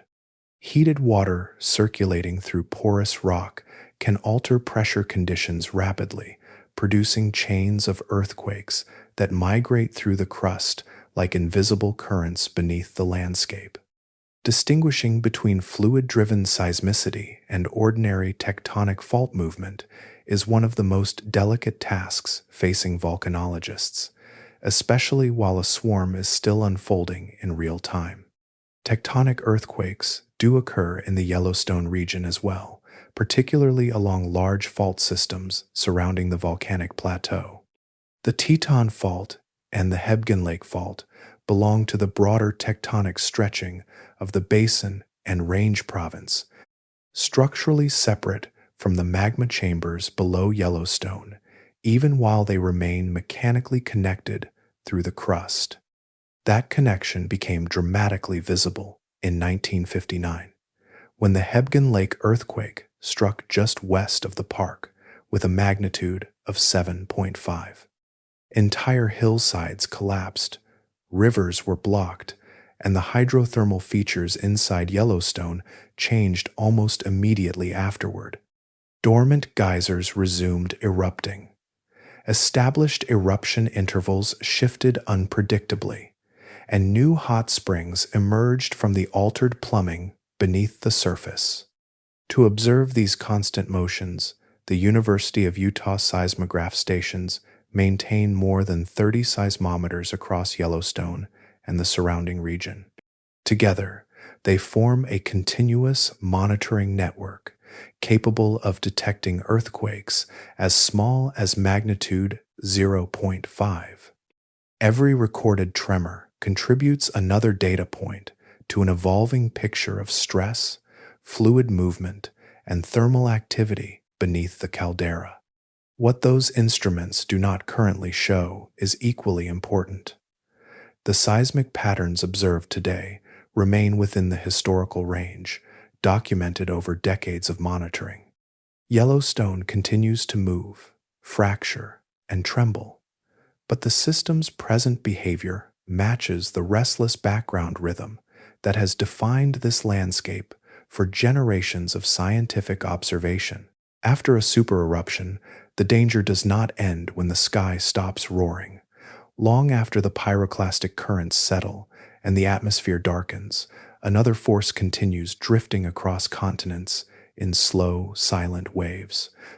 Volcanic ash falls through the air so lightly at first that it can resemble ordinary dust, yet each grain carries the hardness and sharpness of shattered stone. Unlike the soft residue left behind by burned wood, volcanic ash is made from jagged fragments of volcanic glass and broken mineral crystals, most less than 2 millimeters across. Under a microscope, the particles resemble splintered blades scattered by the collapse of exploding magma. The smallest particles become the most dangerous. Fine, respirable ash, smaller than 4 micrometers, slips past the natural filters of the nose and throat and sinks deep into the lungs. There it lodges permanently inside delicate tissue, producing inflammation, scarring, and silicosis over time. In dense concentrations, breathing itself becomes progressively more difficult as the lungs lose the ability to exchange oxygen efficiently. During major eruptions, entire populations of animals can suffocate slowly beneath ash-filled skies, even without direct contact with lava or flame. The ash reshapes structures as relentlessly as it reshapes bodies. Dry ash may appear deceptively light while drifting downward, but rain transforms it into a dense cement-like mass weighing roughly 1 ton per cubic meter. Roofs capable of enduring severe winter storms collapse beneath loads far heavier than snow. During the 1991 eruption of Mount Pinatubo, an eruption only a tiny fraction of Yellowstone's largest events, collapsing ash-covered buildings killed hundreds of people across the Philippines as typhoon rains saturated the deposits overnight. Across farmland, even a thin layer becomes devastating. A single centimeter covering crops can break stems beneath its weight and block sunlight from reaching leaves. The chemistry of the ash alters soil conditions while abrasive particles grind against plant surfaces in the wind. Within regions buried beneath 10 centimeters or more, agriculture may fail for years or decades. The soil eventually recovers through weathering and biological renewal, but the transition unfolds slowly against the timescale of human food demand. Water systems suffer quietly at first. Ash dissolving into reservoirs and rivers releases fluoride, sulfur compounds, and aluminum into the water supply. Filters clog under the constant load of suspended particles, while pumps and treatment systems grind themselves apart as abrasive sediment passes through machinery. Even drinking water that appears visually clear can become chemically hazardous after prolonged contamination. Modern infrastructure proves equally fragile beneath persistent ashfall. Wet ash conducts electricity efficiently enough to trigger short circuits across power grids. Engines ingest fine particles that scour internal surfaces like industrial sandpaper. Roads disappear beneath dense mud when ash mixes with rain, then later become sources of airborne dust storms once the deposits dry and fracture under traffic and wind. Every movement system built by industrial civilization depends on air filtration, mechanical tolerances, and electrical stability, all conditions volcanic ash steadily destroys. High above the surface, the danger extends into the atmosphere itself. Jet engines operate at temperatures hot enough to melt volcanic ash during flight. The molten material then re-solidifies on turbine blades, choking the engine from within. Because ash clouds are often invisible to conventional radar, aircraft can enter them unknowingly. A Yellowstone-scale eruption would likely close most North American airspace for months, while disrupting international aviation routes for years afterward. Yet the deepest vulnerability lies not in transportation or buildings, but in food. Grain harvests across much of the northern hemisphere could collapse within 1 or 2 growing seasons after a Lava Creek-scale eruption, severing supply chains that sustain billions of lives far beyond the reach of the ash itself. Far beyond the forests and steaming basins of Yellowstone, the planet carries other scars of the same scale. Vast volcanic systems sleeping beneath lakes, coastlines, mountain chains, and crowded cities. Geologists currently recognize roughly 20 supervolcano systems across Earth, though the exact number shifts depending on how eruptions are classified. Some researchers define them by the size of individual eruptions, usually somewhere between 300 and 1,000 cubic kilometers of erupted material. Others focus on the scale of the caldera systems themselves. Beneath the technical arguments rests the same reality: pockets of crust capable of releasing energy on a continental scale. Among them, One name rises above the rest in volume alone. Around 74,000 years ago, the Toba system on the island of Sumatra produced the largest known eruption of the last 2.5 million years. Approximately 2,800 cubic kilometers of material erupted into the atmosphere and across the surrounding region. Ash spread across the Indian Ocean basin, while volcanic aerosols drifted into the upper atmosphere. Unlike the eruptions of ancient Yellowstone, this event unfolded in a world already inhabited by anatomically modern humans. Our species existed then, moving through Africa and beginning to disperse into parts of Eurasia. For years, some scientists connected Toba to a proposed human population bottleneck. Genetic studies suggested that human numbers may have dropped sharply between 70,000 and 80,000 years ago, and one theory argued that the volcanic winter following Toba reduced the global population to a small surviving remnant. More recent archaeological discoveries complicated that picture. In parts of India, evidence of continued human occupation appears both below and above the Toba ash layer without a clear interruption in tool-making traditions. The bottleneck hypothesis weakened, and the eruption became another reminder that Earth's history rarely follows a single, simple explanation. On the western edge of Europe, another caldera rests beneath an entirely different landscape. Campi Flegrei lies partly beneath the Bay of Naples in Italy, surrounded by dense neighborhoods, apartment blocks, harbors, and ancient streets.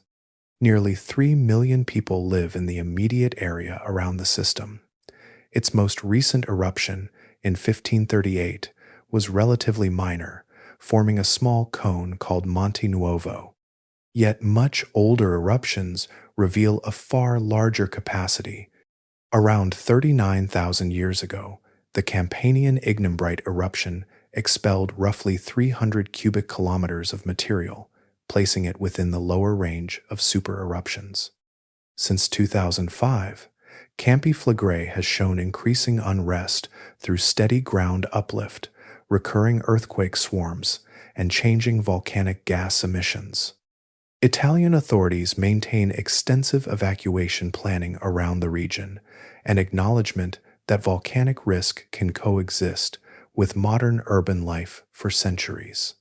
Far across the Pacific, Lake Taupo occupies the center of New Zealand's North Island, calm water filling the collapsed remains of another immense eruption. The Oruanui eruption, about 26,500 years ago, expelled roughly 530 cubic kilometers of material, making it the most recent confirmed super-eruption on Earth. East of California's Sierra Nevada stands Long Valley Caldera, whose eruption around 760,000 years ago produced the Bishop Tuff, scattering ash across much of the American Southwest. Like Yellowstone, the system still trembles with earthquakes and hydrothermal activity. Within this wider volcanic family, Yellowstone is neither the largest nor the youngest. Its distinction comes from something quieter, the depth of observation focused upon it, the dense monitoring networks, and the immense scientific attention devoted to understanding the restless heat beneath the center of a continent.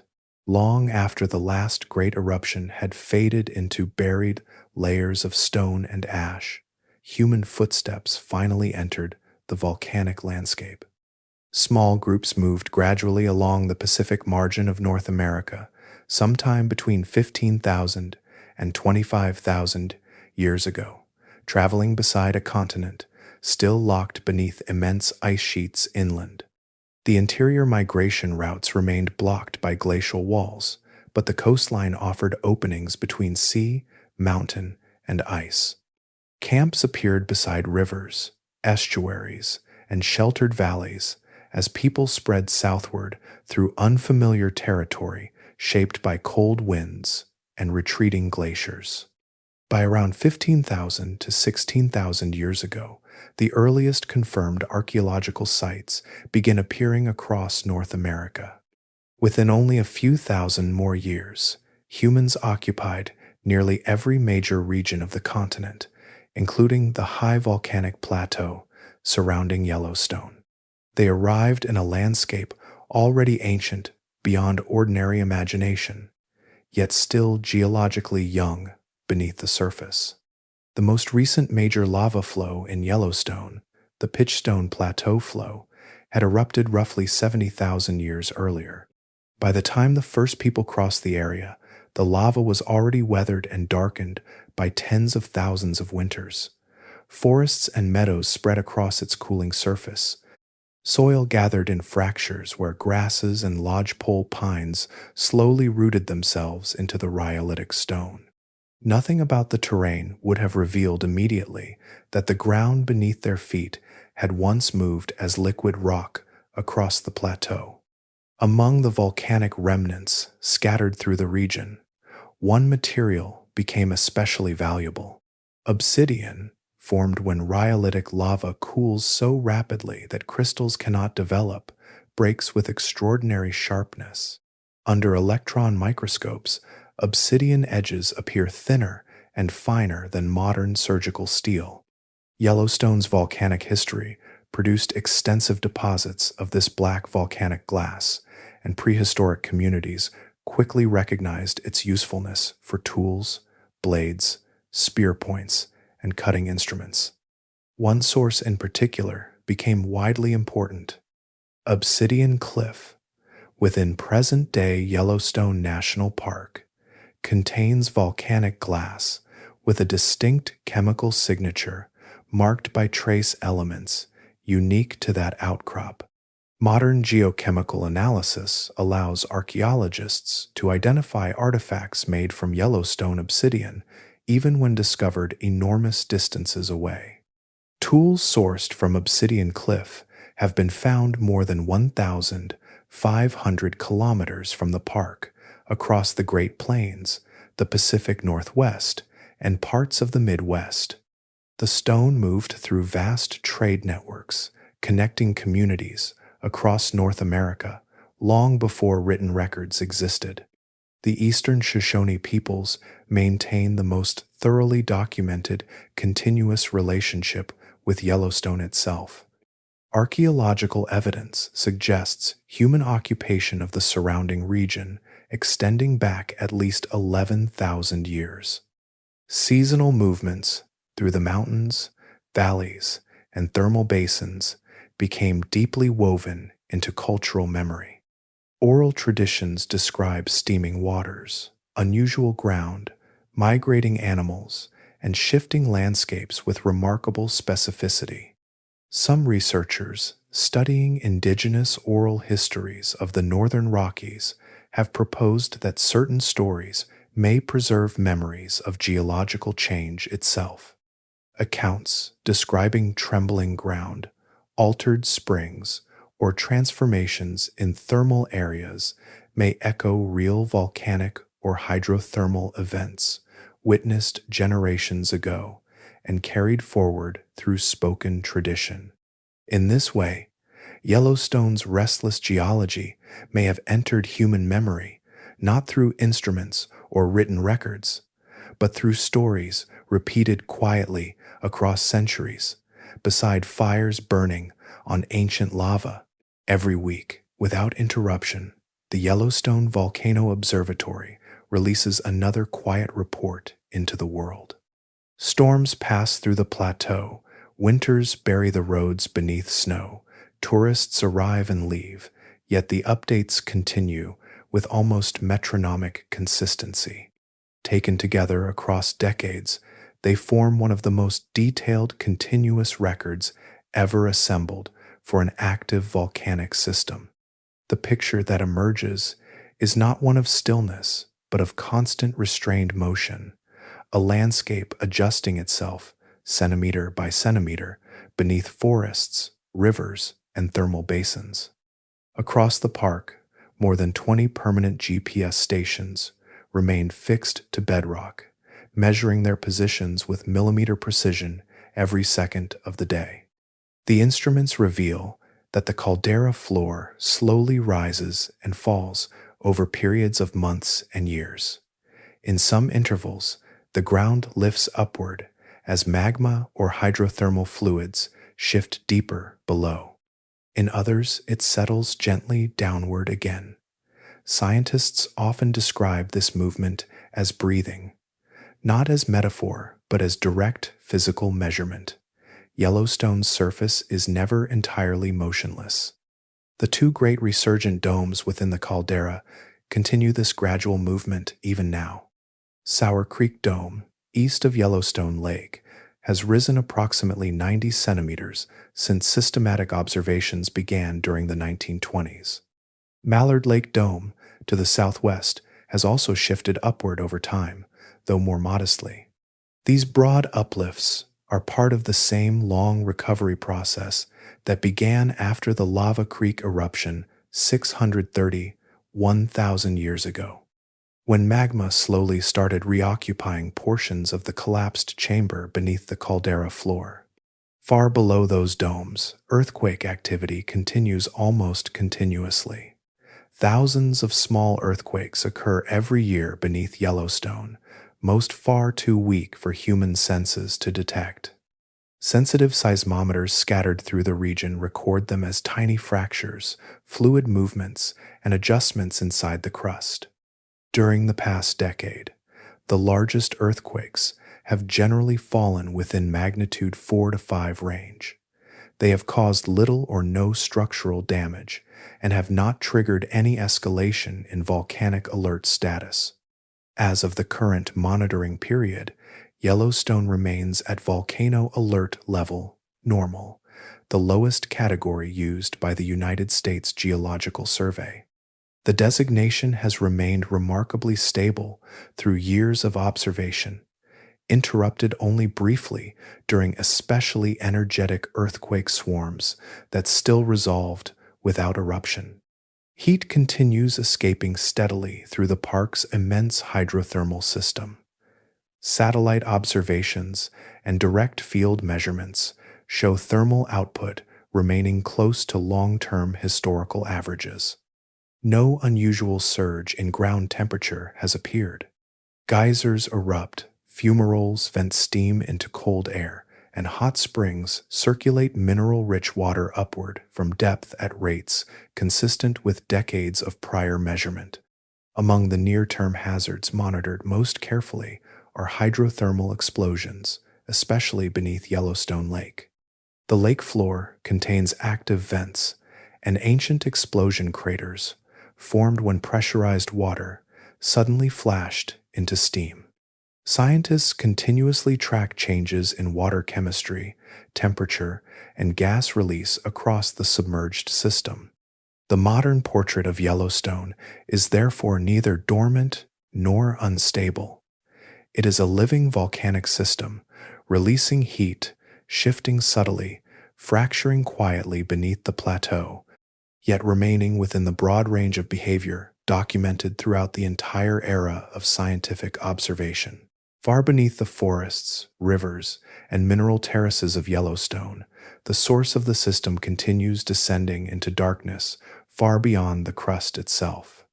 Seismic imaging suggests the plume may extend through the mantle all the way toward the boundary, where Earth's rocky mantle meets its metallic core, nearly 2,900 kilometers below the surface. For at least 16.5 million years, this ascending column of heat has remained active beneath western North America, burning slowly upward while the continent drifted above it like fabric crossing a candle flame. The energy delivered into the crust is not subtle. Measurements across the caldera show a heat flux averaging roughly 30 milliwatts per square meter, nearly 40 times higher than typical continental background levels. Heat rises constantly through fractured volcanic rock, through groundwater, through steam vents, and geyser basins. The surface expressions are visible in pools of boiling water and drifting vapor, Yet these features are only the thinnest leakage from a much larger transfer of energy occurring below the visible world. Magma continues entering the crustal system at an estimated rate of approximately zero point 0.1 cubic kilometers per year. On a human timescale, that quantity feels almost abstract, scarcely enough to imagine. Yet geological time transforms small annual additions into immense accumulations.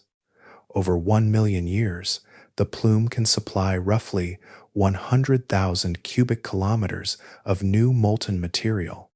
No crustal reservoir can absorb heat and melt indefinitely without structural adjustment.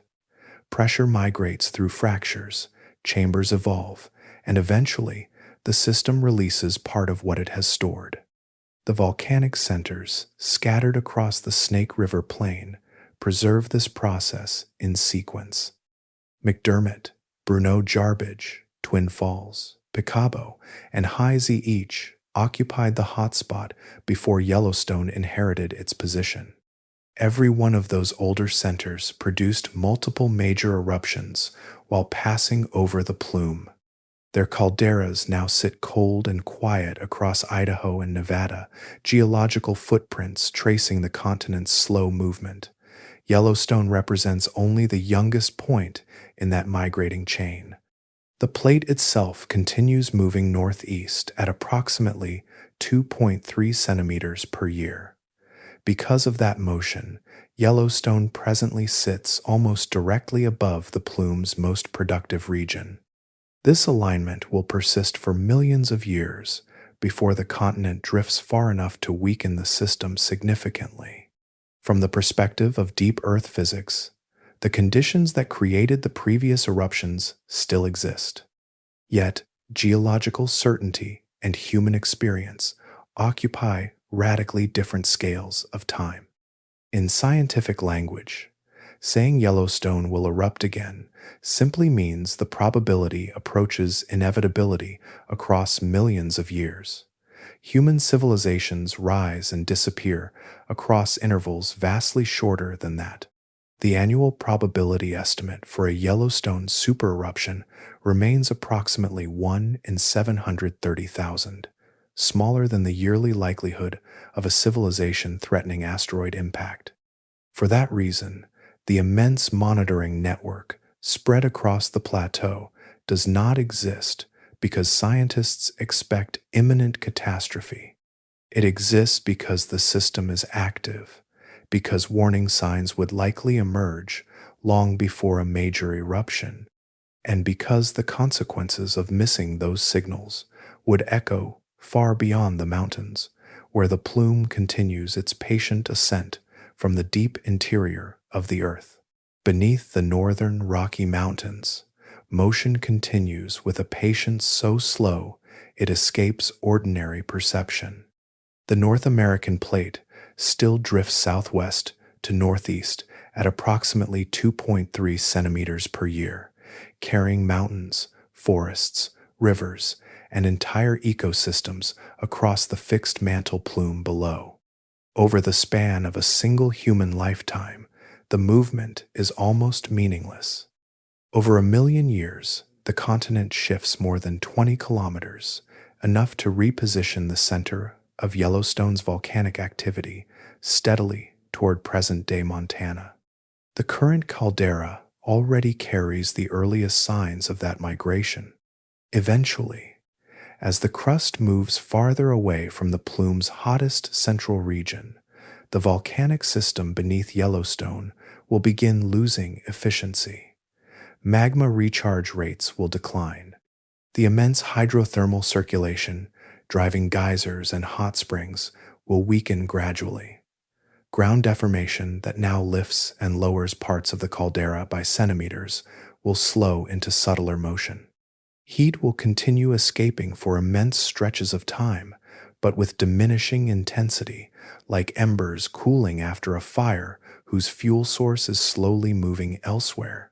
The history preserved across the Snake River Plain shows this process repeatedly. Former volcanic centers that once produced supereruptions now rest quietly beneath Idaho farmland, basalt flows, and river sediment. Their ancient calderas have softened into broad plains, whose surfaces reveal little of the violence that shaped them. Interstate highways, irrigation systems, and wheat fields now cross landscapes once fractured by eruptions larger than anything humanity has witnessed. In several million years, the next major volcanic center is expected to emerge northeast of Yellowstone's present boundaries, likely somewhere within what is now relatively unremarkable Montana terrain.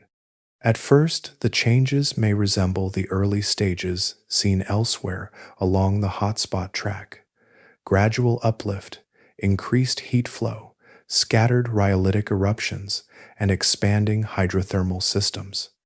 Given enough geological time, those quiet adjustments could evolve into the same sequence that created Yellowstone itself: magma accumulation, caldera formation, and eventually another cycle of major eruptions. Meanwhile, the modern Yellowstone caldera will continue transforming long after its most active period has passed. Erosion will soften volcanic edges, sediment will accumulate in valleys and lake basins. Future rivers may carve entirely different drainage systems through the plateau. The violent origins of the landscape will retreat deeper into buried layers of welded tuff and rhyolite, preserved in rock long after the visible surface forgets the events that formed it. Farther into the future still, perhaps 10 to 20 million years from now, the hotspot track may finally migrate beyond the continental crust entirely.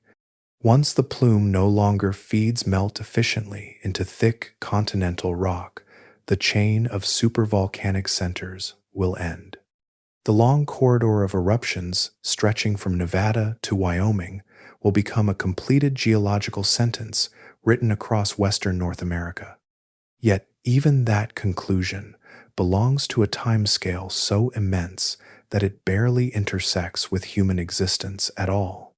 Civilizations, languages, and entire species pass through spans that the hotspot itself experiences as almost motionless moments beneath the drifting continent above.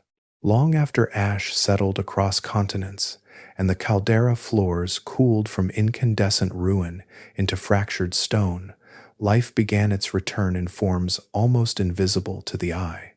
The first inhabitants of the recovering landscape were neither forests nor grazing animals, but microorganisms drifting through mineral-rich water and steam.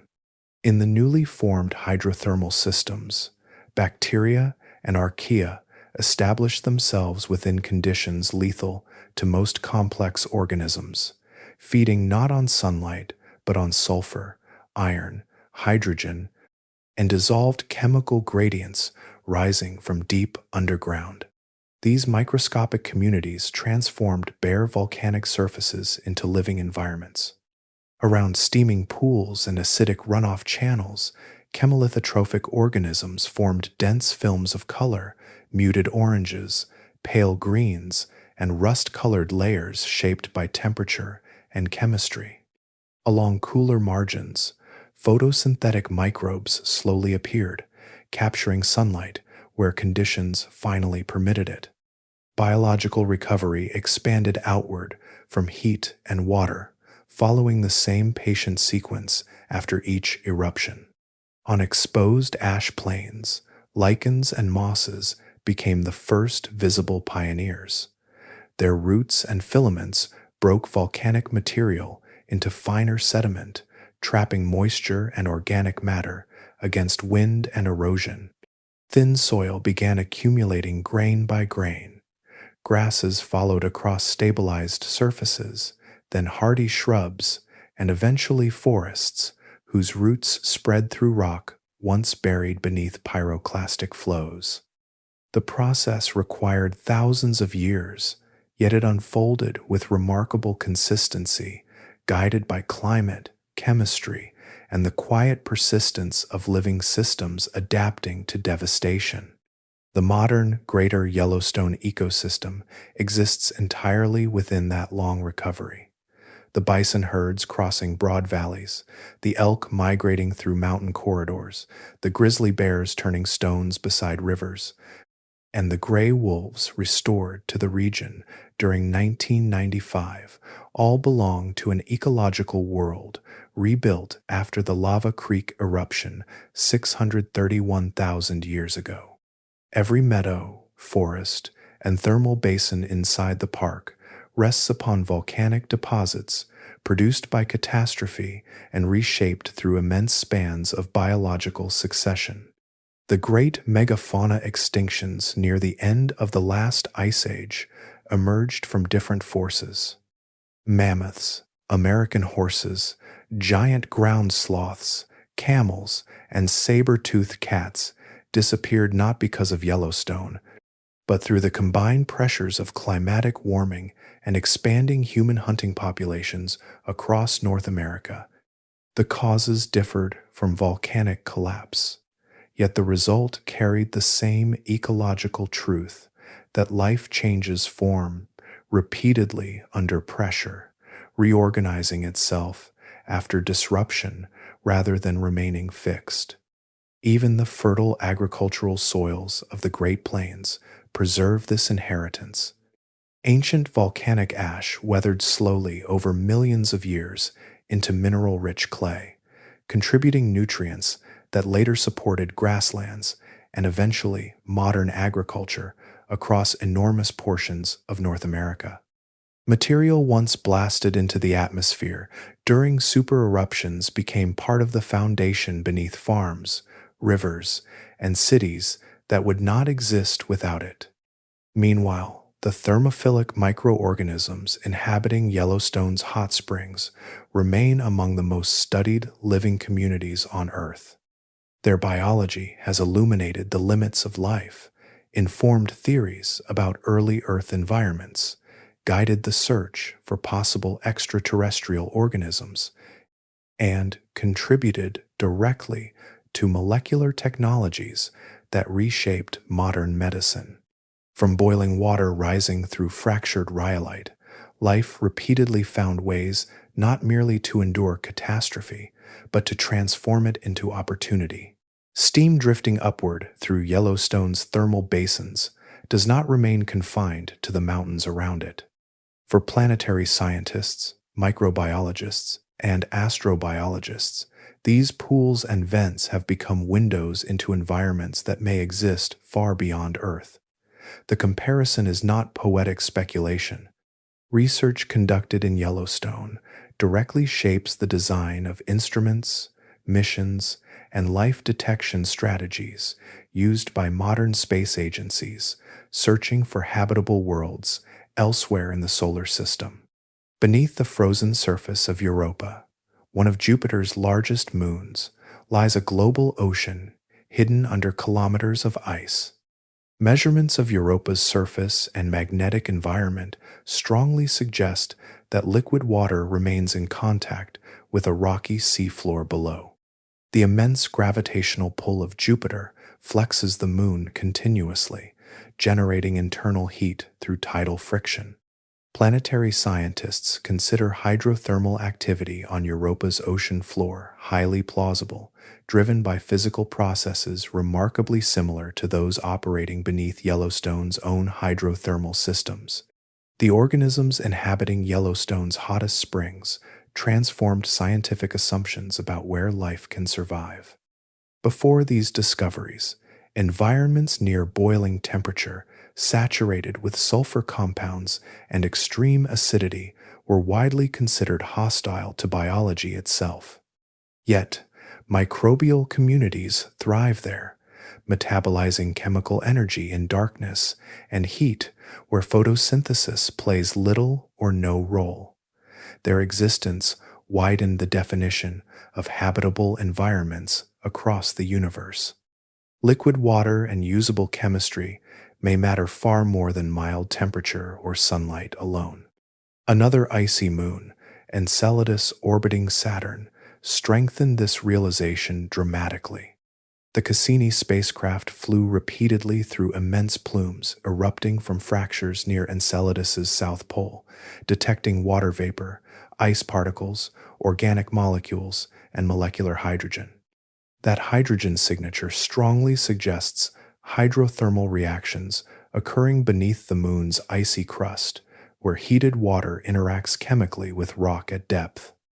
The chemistry resembles processes observed in Yellowstone's hydrothermal circulation, linking a distant moon to systems familiar on Earth. The study of extremophiles, organisms adapted to severe conditions, expanded rapidly because of Yellowstone's thermal basins.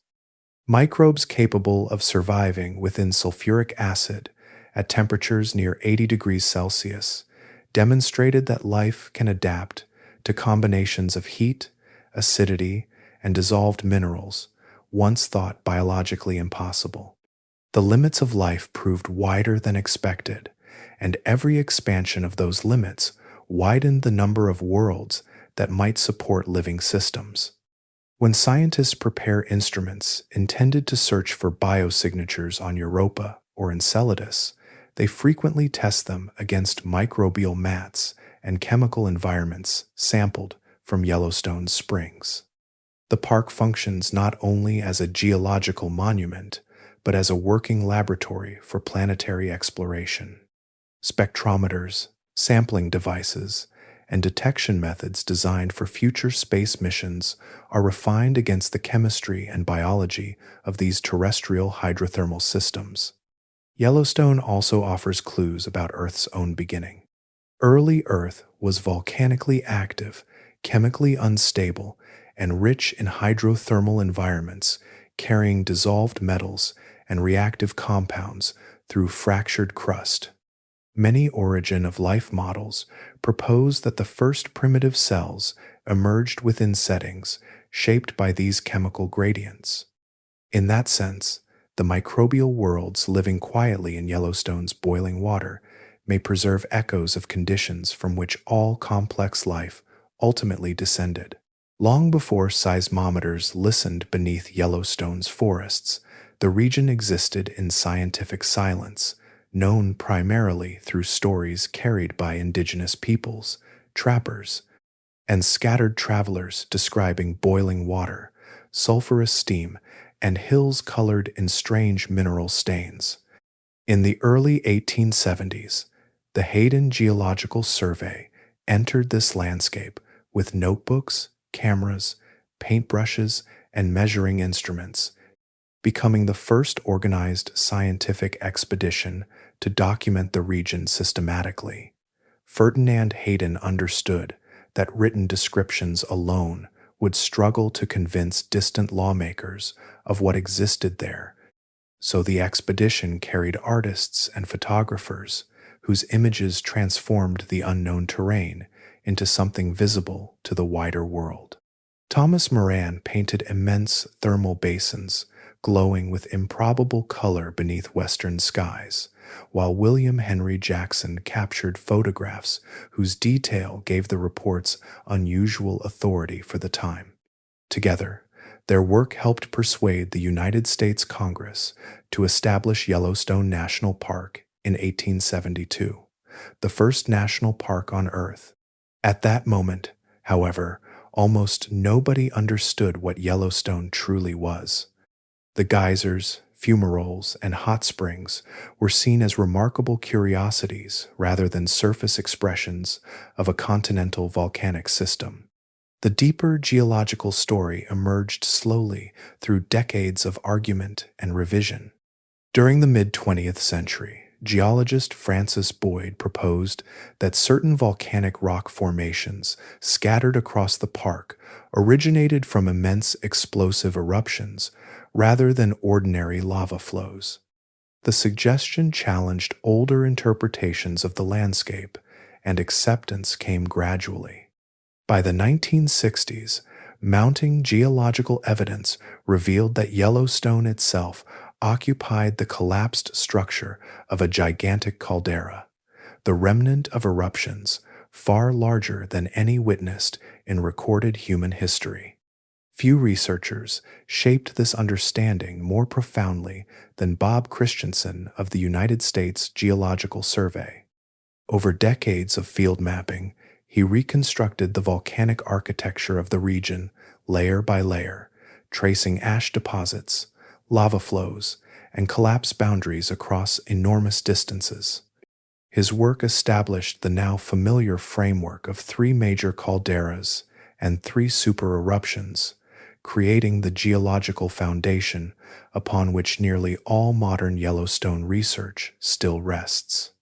Even then, much of the system remained hidden. Until the late 1970s, Yellowstone possessed no modern seismic monitoring network capable of observing its constant internal movement.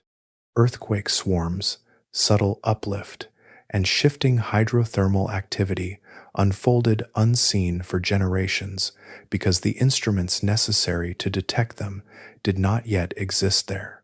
Once continuous monitoring began, the park revealed itself as perpetually active, a landscape in constant microscopic motion. The pattern continued into the 21st century. In 2015, researchers from the University of Utah used an expanded seismic array and advanced tomography techniques to identify a massive lower magma reservoir far deeper than previously recognized. The discovery more than doubled estimates of Yellowstone's total magmatic volume and demonstrated that even the world's most intensively studied volcanic system still contains hidden structures waiting beneath the surface. Each technological advance has brought greater detail, yet also greater complexity. Continuous GPS stations, satellite thermal imaging, gas sensors, borehole strain meters, and dense seismic networks now watch the caldera continuously, translating tiny movements of rock and heat into streams of data. Humanity learned, slowly and imperfectly, to read what the Earth writes beneath Yellowstone, one signal at a time. A layer of pale volcanic stone rests quietly beneath parts of Nebraska, Wyoming, and the Dakotas, thin in some places, thick in others, scattered across the continent by winds that vanished more than 2 million years ago. A person can kneel beside an exposed outcrop of Huckleberry Ridge tuff, brush dust from its surface with their fingers, and touch material born from an eruption that happened long before human language, before firelight camps, before the first shaped stone tool. The rock remains, patient and chemically intact, carrying isotope ratios that still preserve the memory of its formation. The three Yellowstone super-eruptions span approximately 2.08 million years. During that interval, the ancestors of humanity changed from small populations of upright African hominids into a species capable of measuring radioactive decay inside microscopic mineral crystals. Sediment cores have been lifted from the floors of distant oceans, their ash layers matched chemically to Yellowstone eruptions with astonishing precision. Satellites now pass above the caldera and detect subtle shifts in ground temperature invisible to the human eye, while buried instruments measure the rise and fall of the Earth's surface by mere millimeters. The distance between the Lava Creek eruption and the present contains the entirety of modern human existence. Every empire, migration, myth, and scientific revelation belongs entirely within those 631,000 years. The first cities, the invention of writing, wooden ships crossing oceans, telescopes aimed at distant galaxies, photographs carried back from the moon, all unfolded after Yellowstone's last super-eruption had already faded into geological quiet. Yet, in geological terms, even the oldest Yellowstone eruption is remarkably recent. The Cambrian explosion, when complex animal life rapidly diversified in ancient oceans, occurred approximately 540 million years ago. Against that scale, the Huckleberry Ridge eruption sits near the surface of Earth history like fresh paint not yet weathered by time. The cliffs and ash beds of Yellowstone belong to a young chapter in a planetary narrative extending far beyond intuitive human comprehension. Deep time resists ordinary thought because the human mind evolved within narrow horizons of memory and survival. A decade feels substantial to human experience. A century becomes historical. Hundreds of thousands of years dissolve into abstraction, though the difference between 631,000 and 2,080,000 years represents the interval between Yellowstone's third eruption and its first. Entire climates advanced and retreated between those moments. Species appeared, adapted, and vanished, while the mantle plume beneath the continent continued its slow transfer of heat upward through the crust. That plume itself may be billions of years old, older than the Rocky Mountains, older than forests, older than vertebrate life on land. Long before mammals existed, it may already have been rising through the mantle beneath entirely different continents assembled in vanished configurations. To recognize what a piece of Yellowstone tuff truly represents is to understand that Earth is not merely the setting of the human story. It is a continuous story of its own, unfolding across expanses of time so large that civilizations appear within them like brief flashes of light before darkness closes gently again. Before any instrument was anchored into Yellowstone's soil, the land was already speaking. Steam drifted through forests in winter darkness, pools pulsed with hidden heat, and the ground shifted in ways too subtle for human senses to detect directly. Only recently has humanity learned that every tremor, every rise of the caldera floor, every alteration in water chemistry belongs to a continuous exchange occurring deep beneath the surface. Yellowstone communicates through pressure, temperature, fracture, and motion using the slow vocabulary of geology. The weekly reports issued by the Yellowstone Volcano Observatory are often written in calm technical language, but beneath the measurements lies something remarkable. Seismic waves, arriving seconds earlier or later than expected, reveal the changing state of rock kilometers below the surface. Tiny movements recorded by GPS stations show entire sections of the caldera lifting or subsiding by centimeters across months and years. Instruments positioned around the park gather streams of data continuously, translating buried processes into forms the human mind can follow. What appears on a monitor as graphs and coordinates began as heat moving through fractured crust far underground. Even Yellowstone's most familiar features are part of this exchange. Old Faithful does not erupt from mystery or chance. Water descends through cracks into hot rock, absorbs heat under pressure, and eventually reaches a threshold where liquid flashes into steam with explosive force. After release, the system resets and begins again.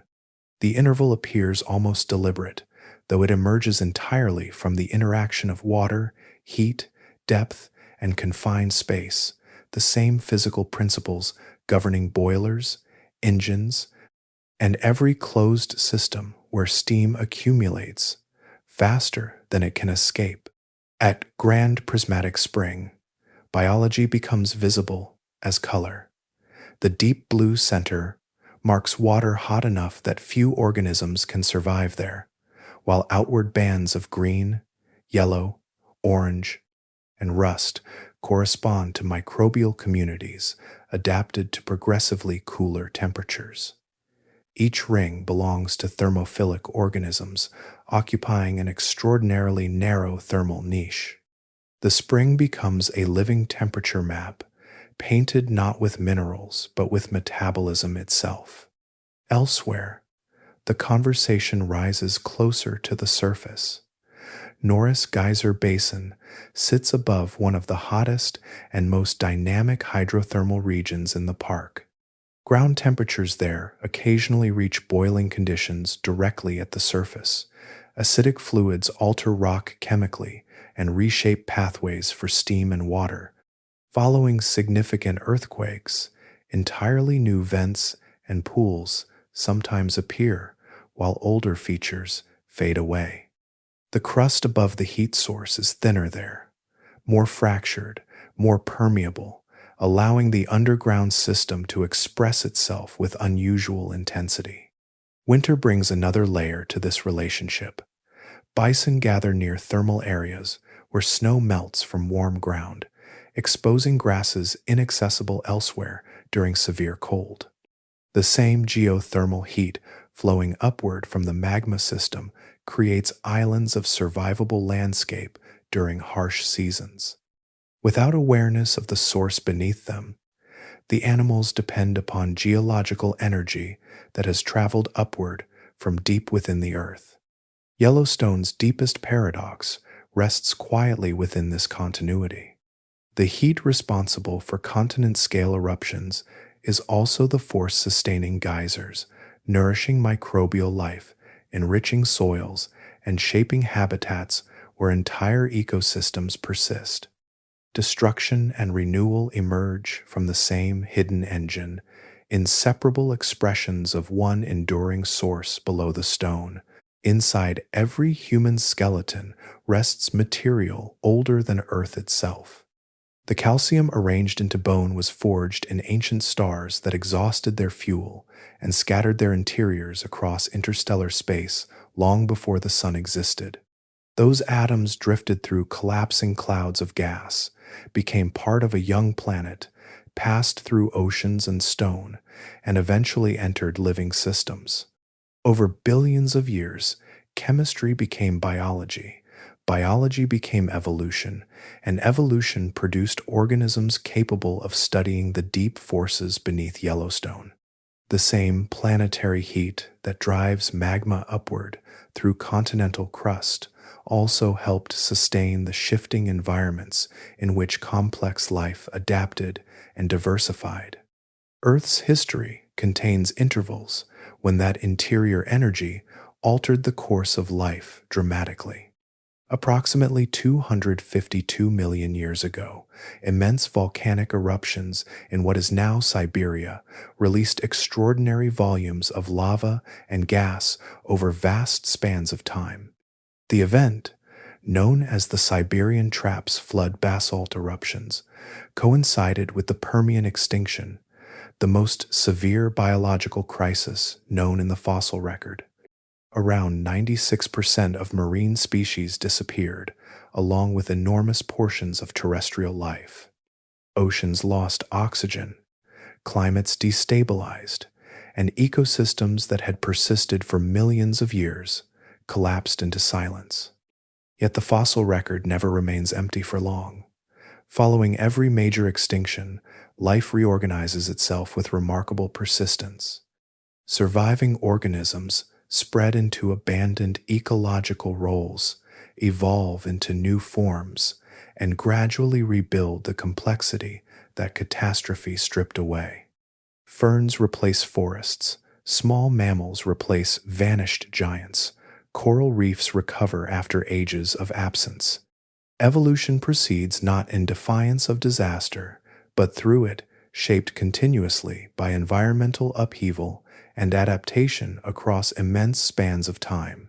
66 million years ago, another abrupt transformation arrived from space when an asteroid struck near present-day Mexico. The impact ended the age of non-avian dinosaurs and darkened skies around the globe, yet it also altered the balance of life permanently. Mammals, once occupying relatively limited ecological niches, diversified rapidly afterward.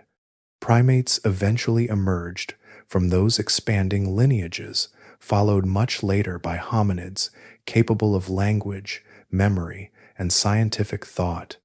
Without that ancient collision, the evolutionary pathway leading toward human beings may never have opened at all.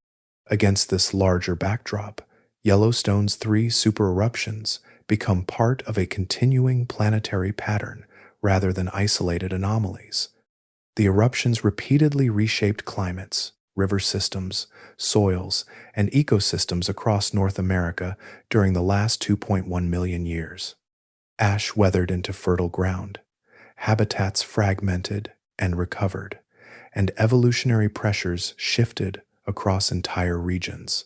Long before human beings entered the continent, geological forces were already influencing the environmental framework future civilizations would inherit. Humanity often imagines itself separate from these immense systems, observing them from a safe conceptual distance.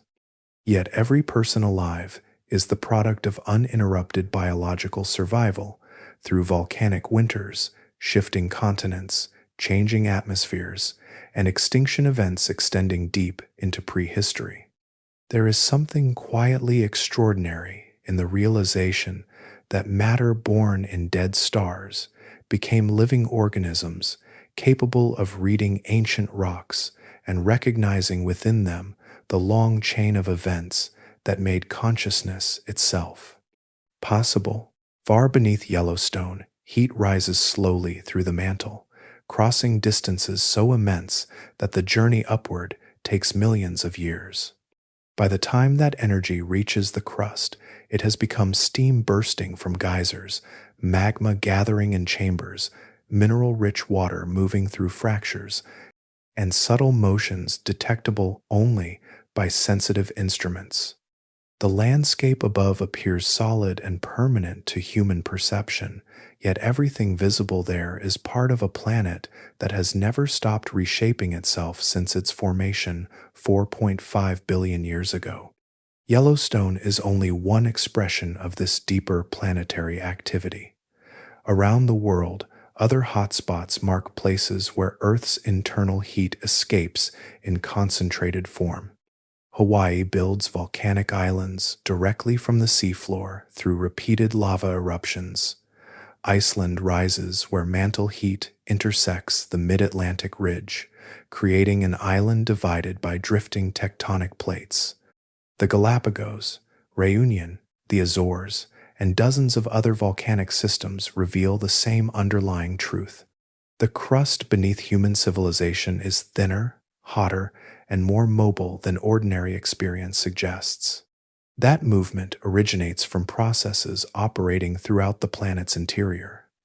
Continents drift because tectonic plates move across the mantle over immense spans of time. Ocean basins widen and later disappear into subduction zones where one plate sinks beneath another. Mountain ranges rise through compression and collapse through erosion.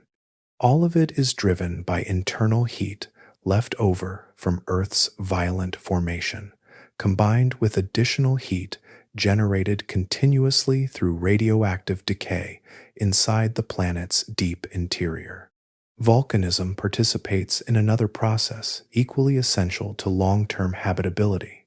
Across geological time, volcanic systems release carbon dioxide into the atmosphere through eruptions and persistent degassing.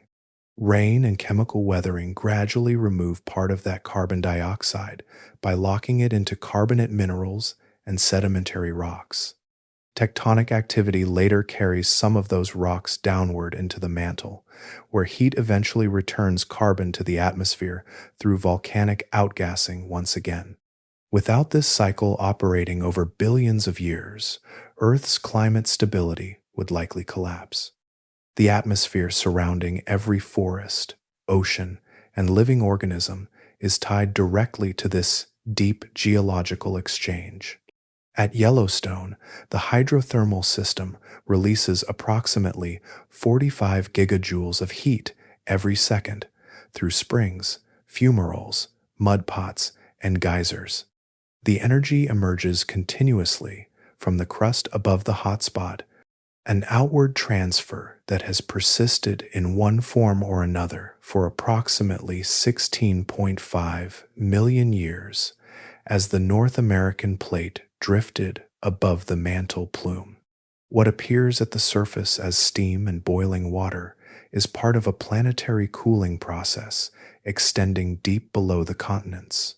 Human beings often divide natural forces into categories of creation and destruction though Earth itself does not recognize that distinction. The same volcanic systems capable of devastating ecosystems also build new land, generate fertile soils, recycle atmospheric carbon, and sustain hydrothermal environments where life adapts in extraordinary ways. Yellowstone's eruptions, though catastrophic in human terms, belong to the same geological engine that has maintained a habitable planet across nearly the entire history of complex life. The Earth is not still beneath us. It is alive with motion, heat, circulation, and renewal, carrying on its ancient work, whether human beings are present to witness it or not. Night settles slowly across the Yellowstone Plateau, and the darkness above the caldera deepens into one of the clearest skies remaining in North America. On cloudless evenings, the Milky Way stretches overhead as a pale river of light, a visible band of hundreds of billions of distant stars crossing the horizon from mountain to mountain. That same sky hung above the Lava Creek eruption 631,000 years ago. It watched ash rise into the stratosphere and drift across a continent. It watched ice advance over cooling volcanic ground. It watched generations of animals move through valleys shaped by buried fire, and much later, the first Americans shaping obsidian beside hot springs that still breathed from the earth below. Everything carried through this story traces back to one physical reality: a column of heat rising from deep within the planet while an entire continent slowly drifts above it. The calderas, the lava plateaus, the hydrothermal basins, the earthquake swarms, the mineral-rich soils, and the microorganisms living in boiling water all emerge from that single transfer of energy upward through the crust. Yellowstone appears immense and dramatic because human lives are brief. From the perspective of geology, the system is behaving with remarkable continuity. The question of why Yellowstone will erupt again has never truly been about prediction in the ordinary sense. The answer exists in the persistence of the conditions themselves. The mantle plume remains beneath the continent. Heat continues entering the crust. Melt still accumulates within partially molten reservoirs below the plateau. Fluids continue moving through fractures, opened over hundreds of thousands of years. The same relationships that produced the previous eruptions are still operating now, governed by pressure, temperature, gravity, and time. Yet beneath the equations and seismic readings rests something larger about the Earth itself. Continents fracture apart and later collide again. Mountain ranges rise, erode into sediment, and disappear. Forests spread across lava flows, vanish beneath glaciers, then return once more. The distinction between destruction and creation becomes difficult to separate across deep time. Yellowstone is not an anomaly in the planet's history. It is a visible expression of processes that have shaped the Earth for billions of years, long before human beings arrived to observe them. What makes this moment unusual is not the volcano, but the observer. Within the interval since the last super-eruption, one species evolved the ability to recover ash from ocean sediments, measure isotope ratios inside crystals, map hidden magma reservoirs with earthquake waves, and detect millimeter-scale movement in the ground from orbiting satellites. Matter that once drifted through exploding stars became living organisms capable of reconstructing events from millions of years before their own existence. Tonight, the caldera continues its slow movement beneath forests, rivers, and thermal basins. Seismometers remain listening. GPS stations continue recording each subtle rise and fall of the ground. Steam escapes through fractures opened by ancient heat still rising from below. Far beneath the sleeping plateau, the deep earth continues its patient work, carrying forward a story older than humanity, steady and unfinished beneath the stars.